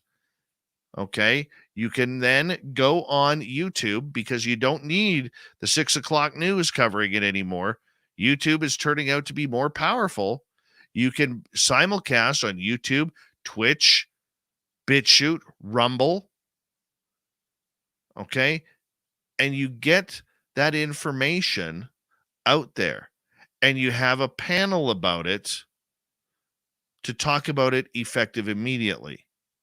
Now, Grant Cameron and Nicole have done some great panels over the years regarding these subjects as quickly as they can. Okay. They've done an admirable job bringing in admirable people to discuss these matters. Okay. And they've been very successful with that. But if you had a properly named nonprofit organization / coalition of real people, we're not talking the Avi Loebs. Okay. We're not talking the Lou Elizondos. We're talking real independent researchers who've been doing this subject because they're fascinated or they're experiencers. Okay. With zero ties. Hey, you may talk to somebody, but preferably with zero ties to any government effort. That's where you start making a difference. Do you think that it's not just coming on individually and coming on SOR or Coast to Coast or Jimmy saying, by the way, did you hear Gillibrand last night? No, you need a panel to break down, much like they would a presidential election, and break it down, the keys to the topic, what was good, what was not, where do you have concerns, okay? And that's the way you do it. And so do you think that it's worth creating a group in advance of that potential? I think you have to. I think you have to. Okay. If somebody approached me about putting together an independent group, like a watchdog, okay, what we need is a watchdog group. Okay, like I don't know if you guys have them down there, but up here, because Canada loves, their favorite word is tax. Okay, America, you know nothing about taxes until you come to Canada, where everything is taxed to the hilt. There's none in Oregon. Okay. You don't know what that's like, where you live in a province like I do, where they tax the living daylights out of you. Okay. And politics aside, I mean, I'm not going to get into a big political debate here, but what I am saying is this: we need a political watchdog that is strictly there, independent of universities, independent of government agencies, independent of Lou Elizondo, Chris Mellon, people who have been doing this for years. We need an independent source that people that can come together. Anybody can join. Anybody can join. Okay. But you need an independent wire and an independent watchdog who, at the click of a button, can say, okay, this UAP report came out. What do we like? What do we don't like? That's what we need. It has to include proper journalists, not the fake ones who just want to make up a title. It needs to have a proper PR department that knows how to get press releases out to the media. It needs a proper individuals, those who've been doing this for 50 years and those who are in it the last 10 or 5. You can't be on to, you have to be independent thinking. This isn't the Tom DeLonge show that you just got into it because of little Tommy D and Angels and Airwaves. Okay. This isn't I'm pro Elizondo and I will fight to the death for my man in the movie 300. Okay. This isn't about that. We're talking independent people who've been doing this, who have their pulse on the table, okay, to provide watchdog advocacy, not for the UFO world, but for the public at large. That's what's needed on this subject. Because, like I said, the media doesn't care. The media doesn't care about this subject. They never have. And so you're calling it watchdog advocacy. I think literally we have things called public oversight committees where you can have public representatives in there to make sure that things go a certain way, just to make sure that, everything is copacetic. And so why couldn't a public oversight committee be created specifically for this topic? Seeing as they have obviously created governmental organizations represented here to research it, shouldn't there also be a public version of that? It seems like on other topics there's the NRA and like good things like that balance out what is happening in the government, but it seems like this topic doesn't have it represented. Now, I saw Nicole Sakic was talking about Stephen Bassett and how he is presently running the only committee on this on the Hill. And so it looks like there's room for it there. But literally, I think it's called Public Oversight Committee. What are your thoughts on that creation and having it be steadfast as part of it? And just... If people from the UFO community are not involved, okay, this goes back to my original argument about the To the Stars Academy. I swore that Stanton Friedman or Richard Dolan would have been a part of that. And when Tom announced it, and there was not a single UFO person on there from our community, that was my first red flag. Yeah.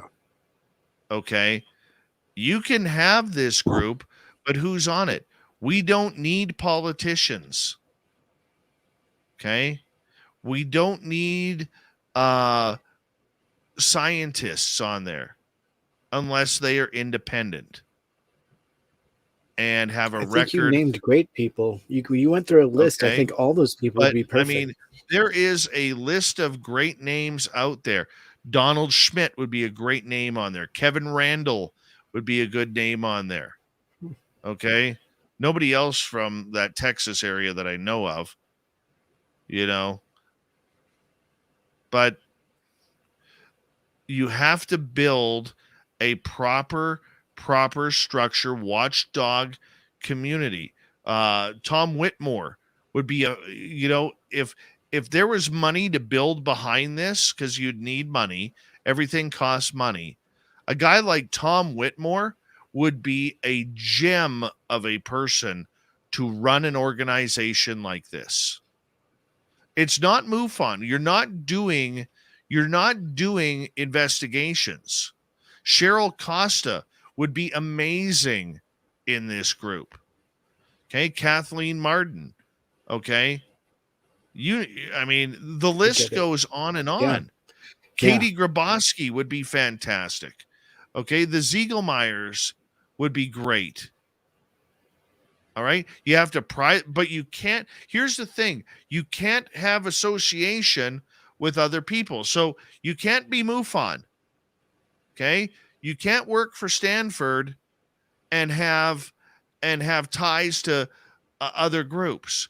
We need this to be independent, a watchdog to be independent that can call the bullshit out, because I can now say bullshit, okay? That can call the bullshit out when the bullshit is brought forward.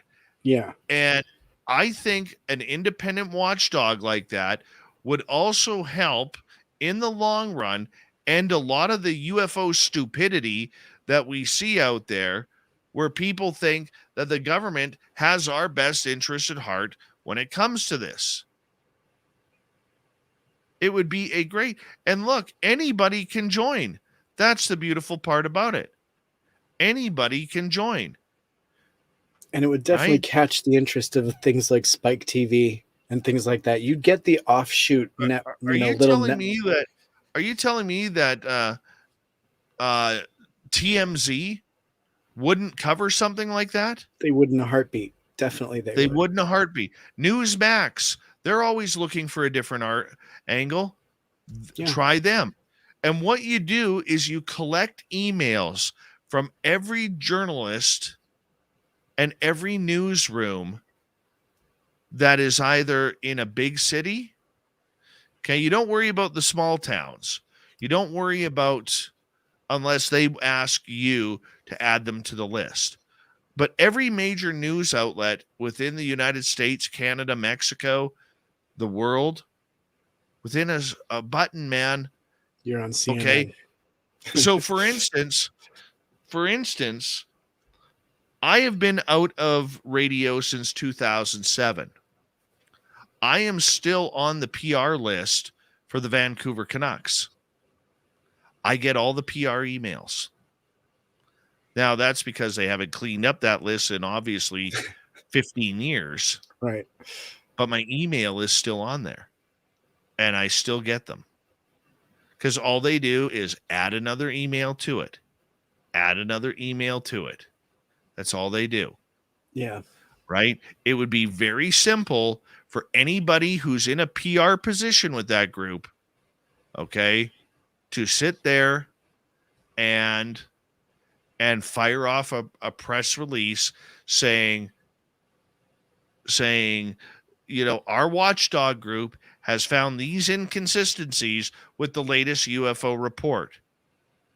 If you would like to talk to A, B, or C about this, we could line up an interview effective immediately to have this done, where you can ask questions about this subject.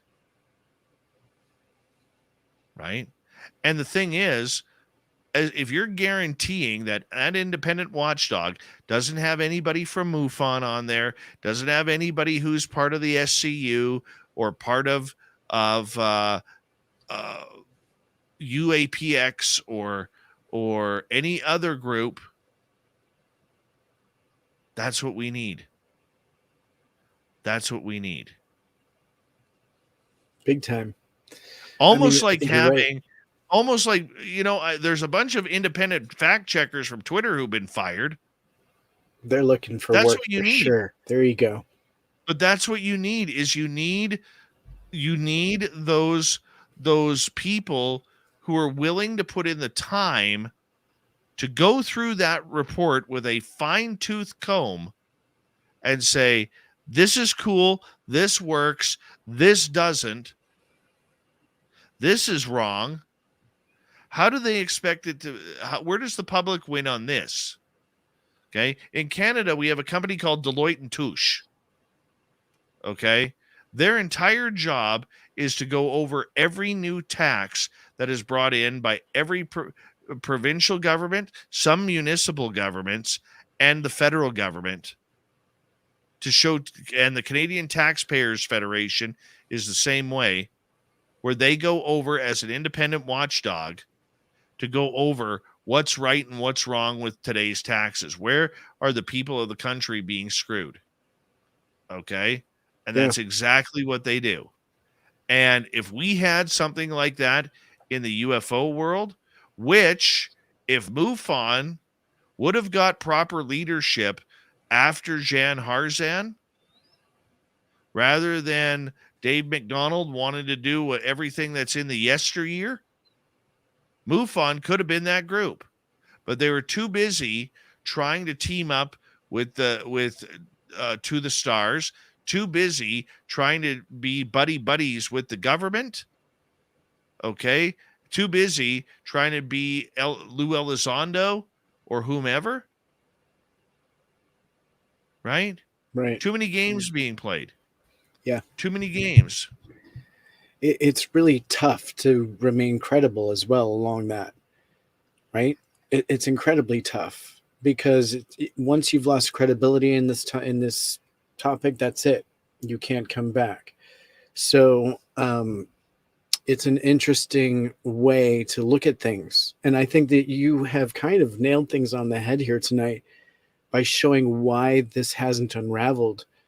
It's because they just can't afford the litigation, I guess. That would be unleashed on the US government for the lies that they've laid down and the lives that they've, affected. I do feel that that's pretty substantial as to why full disclosure hasn't happened and may never happen to your or my full hopes.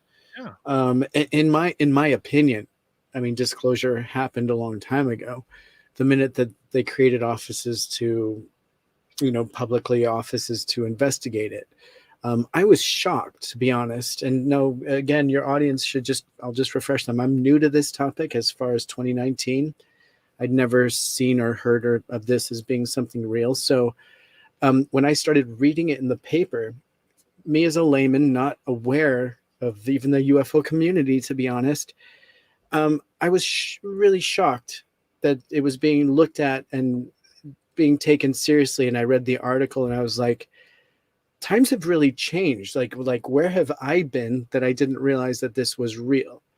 You know what I mean? And not that I wasn't opposed to it, but I'm just not sure how the public responds. Like now I'm so deep into it, I've gone down the rabbit hole. But if we were back in 2019 and I was reading what's happening now, and it's me, the layman, I would still just be kind of surprised that this topic was even being taken seriously. I might even be like, why is the government spending money on this at all? And I feel like a lot of people are still there, and so it's hard for the government perhaps to explain spending money.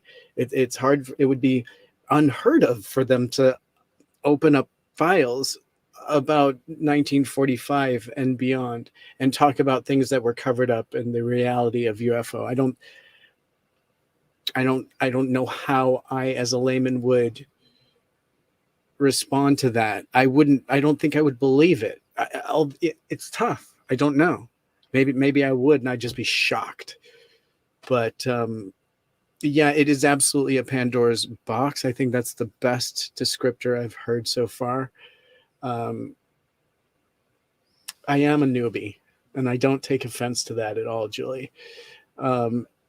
You're absolutely right in saying that. Yeah, systematic problems prevent. Yeah, YJ's got some great points here too.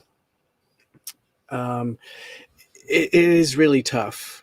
And Dave, where do you see it going with the way legislation is tipping right now? Do you have with the whistleblower? If there was a de facto group that needed to be set up, it would need to be done ASAP. Bingo. Okay. I'm with you on that. You should get with Nicole Sackage now. You need somebody. The problem that you have with any of this is you need an effective website, not just a put together Wix page or a shabbily looking WordPress. You need a proper website. You need immediate presence on social media. So you would need a social media person. You would need a web developer. You would need a PR person. And then you would have to get your first 10 names in there. And you would need the big names. Look, as long as they're independent, you would need those big names to come in under this watchdog group. Okay? And you would need to, but the problem that you have here is everybody is independent on what they are doing. So everybody has their own way of doing things. Take for instance, if you take radio, okay, Coast to Coast does their show. Connie Willis does her show. Jimmy Church does his show. John B. Wells does his. I do mine. We're all different. Getting us all on the same page is very tough. Okay. Richard Dolan would probably say something. Yeah, I'm not really interested in joining a group like that because I don't want to wreck my sources. I don't want to do this. I don't want to do that. I'm trying to make my own living here. Doing this off this subject, it doesn't work for me. So you have all of the, and it's not just Richard. I mean, you look at Linda Moulton Howe would be the exact same way. She has a team around her that takes care of all her 2022 types of social media. Don't think that Linda's doing that by herself for a second. She's got a team that takes care of her website where she can concentrate on what is needed to be done. And that's the stories and interviewing people. That's the journalist way. Hell, if I didn't have my daytime job, if I could afford to live off of SOR, okay, and feed my family off of SOR, I would be on the phone from the time I wake up until showtime every day. Every day. Because that's what journalism is. It's working the phones. It's talking to people, gathering leads, building trust. Okay? An advocacy group could work, but you need people on the same page. Okay? And this is where, like I said, a guy like Tom Whitmore would be absolutely amazing to run an organization like that. And hey, you may start off small. Let's say you only have Tom and Grant and Nicole, maybe one or two others. That's a great start. It's a fantastic start. It would And you snowball. build from there. It would snowball quick And with that team. Cheryl Costa would join in a heartbeat. Oh yeah. And they start inviting people in at a $25 a year entry fee. Okay? And all you do is provide the advocacy for proper disclosure. Yeah. Yeah. Right? And I think along with that can go petitions and organizations and Absolutely. groups can definitely get Absolutely. involved. And that's a powerful voice. And I mean, the reason I think that you raised this is so important because it is that Pandora's box. So, when they try to wiggle out of it, this will be the group that leaps to our aid, right, with the truth, and to not let them get away with the easy, quick answer that, that it's just bombing shells coming into our atmosphere or satellites or the new swamp gas, which is drones. I'm so tired of hearing that. I'm sure we all are. But I can tell you, even though I am new to this and since 2019, the stuff that I've seen absolutely has me convinced that it needs to be made public, in a rapid way, because the reality is ours. It's not owned by anyone, and it needs to be shared. And the fact that it's locked up and the truth is held behind paywalls and secrecy is incredibly frustrating. And the fact is, we can handle it as the public. I mean, I was blatantly forced to know the truth like that in the matter of a second. I was forced to, and I could handle it, so being shown the truth, I think the public could absolutely handle it. Now, will people be outraged if they've been touched by this and affected and their family members have been affected? Yeah, you would see a lot of outrage, but I think that even over time that would subside because we'd have that would be massive. That would just be a massive new way of thinking. I think with it, we could find some new peace because that truth could really level the playing field. That would be my hope, at least. Well, we can all hope. A little peace and love. We can all hope. Yeah. Whether or not we get there or not, that's a different story. But I'm sure there are people listening to this show tonight who will look back on this and say, you know what? Maybe this is something we should do. Maybe this is something that is necessary. And for $25 a year, I'm willing to put up $25 to get this team going, get their website going, get their social media going. Okay? Yeah. And you watch who you put in there. You don't want any bootlickers in there. Okay? People who jump bandwagon to bandwagon like a former fake journalist. Okay? Right. That are out there. You don't want those type of people. You need the Cheryl Costas. You need the Tom Whitmores. You need Grant Cameron, Richard Dolan, Peter Robbins, Kathleen Marden. That's what you need. You don't Yeah. need a huge team. You don't need a huge team. Okay? Your team is only as big as you need it. But you need supporters too. And those supporters come from the public. And for $25 a year or $20 a year or whatever, you keep it affordable so more people can get involved. Okay? You provide them with monthly newsletters.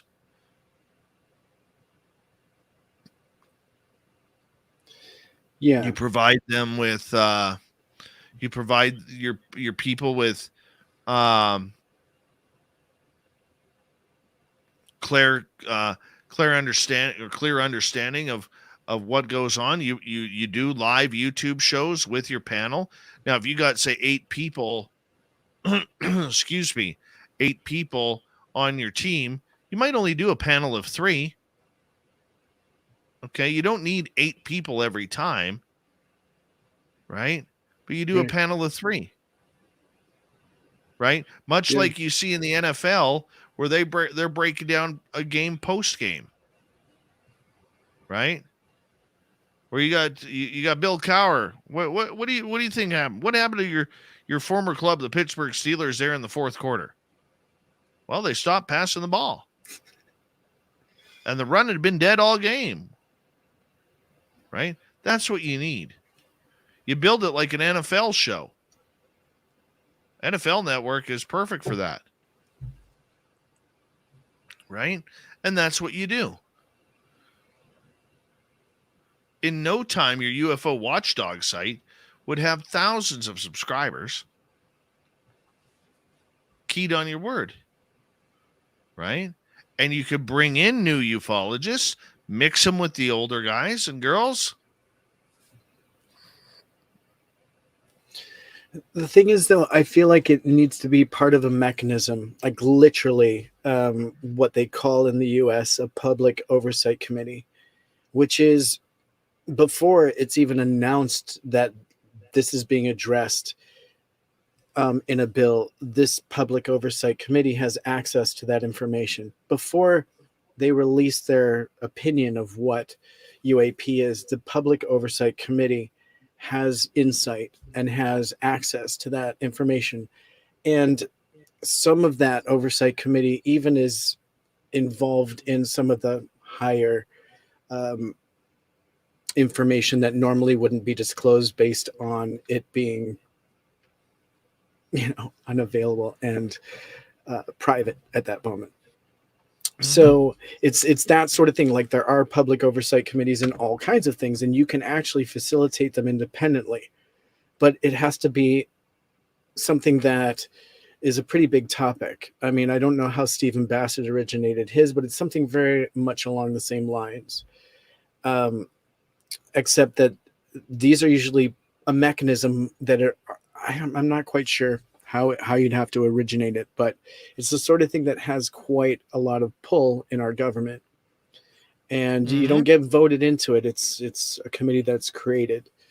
So that would be great for this topic, and especially right now, because we are seeing this topic is just being manipulated one way or another within our government, because they don't know any more than the next guy, right? And they're all asking each other and shrugging at each other. And so the point is, and this is why I was excited to even have the opportunity to inform someone to go before Congress, was that you got to get the right information to those people, because we need to delete that shrugging. And when we've had every opportunity, we haven't come with a very strong program. So to have these professionals already there, ready to go, I think there'd be less shrugging going on and some more definitive wordage in everything we're seeing coming forward. But you're absolutely right. It needs to happen. It needs to be something sooner than later, though, because they just keep giving themselves more time to figure it out. We're never going to see a resolution to it if they just keep giving themselves more time to figure it out, and to put someone below the director and fill offices with who knows who they're filling these offices with. There needs to be a public oversight committee directly on this topic. On that note, Tim, It's We're been going to fun. call it the night. Thank you for hanging on out and making that conversation very interesting. A big thank you to Tim Senor, and maybe, you, buddy. who knows, maybe there's a group out there that we can motivate to get started with that. A big thank you as well to Tony Rathman and Swamp Dweller for coming on in. Guys, don't forget to tune in Jessica Jones and the After Hours, both Saturday and Sunday, starting right here on the YouTube channel at 7 o'clock Pacific, 10 p.m. Eastern, for 4 hours a night of high-quality entertainment.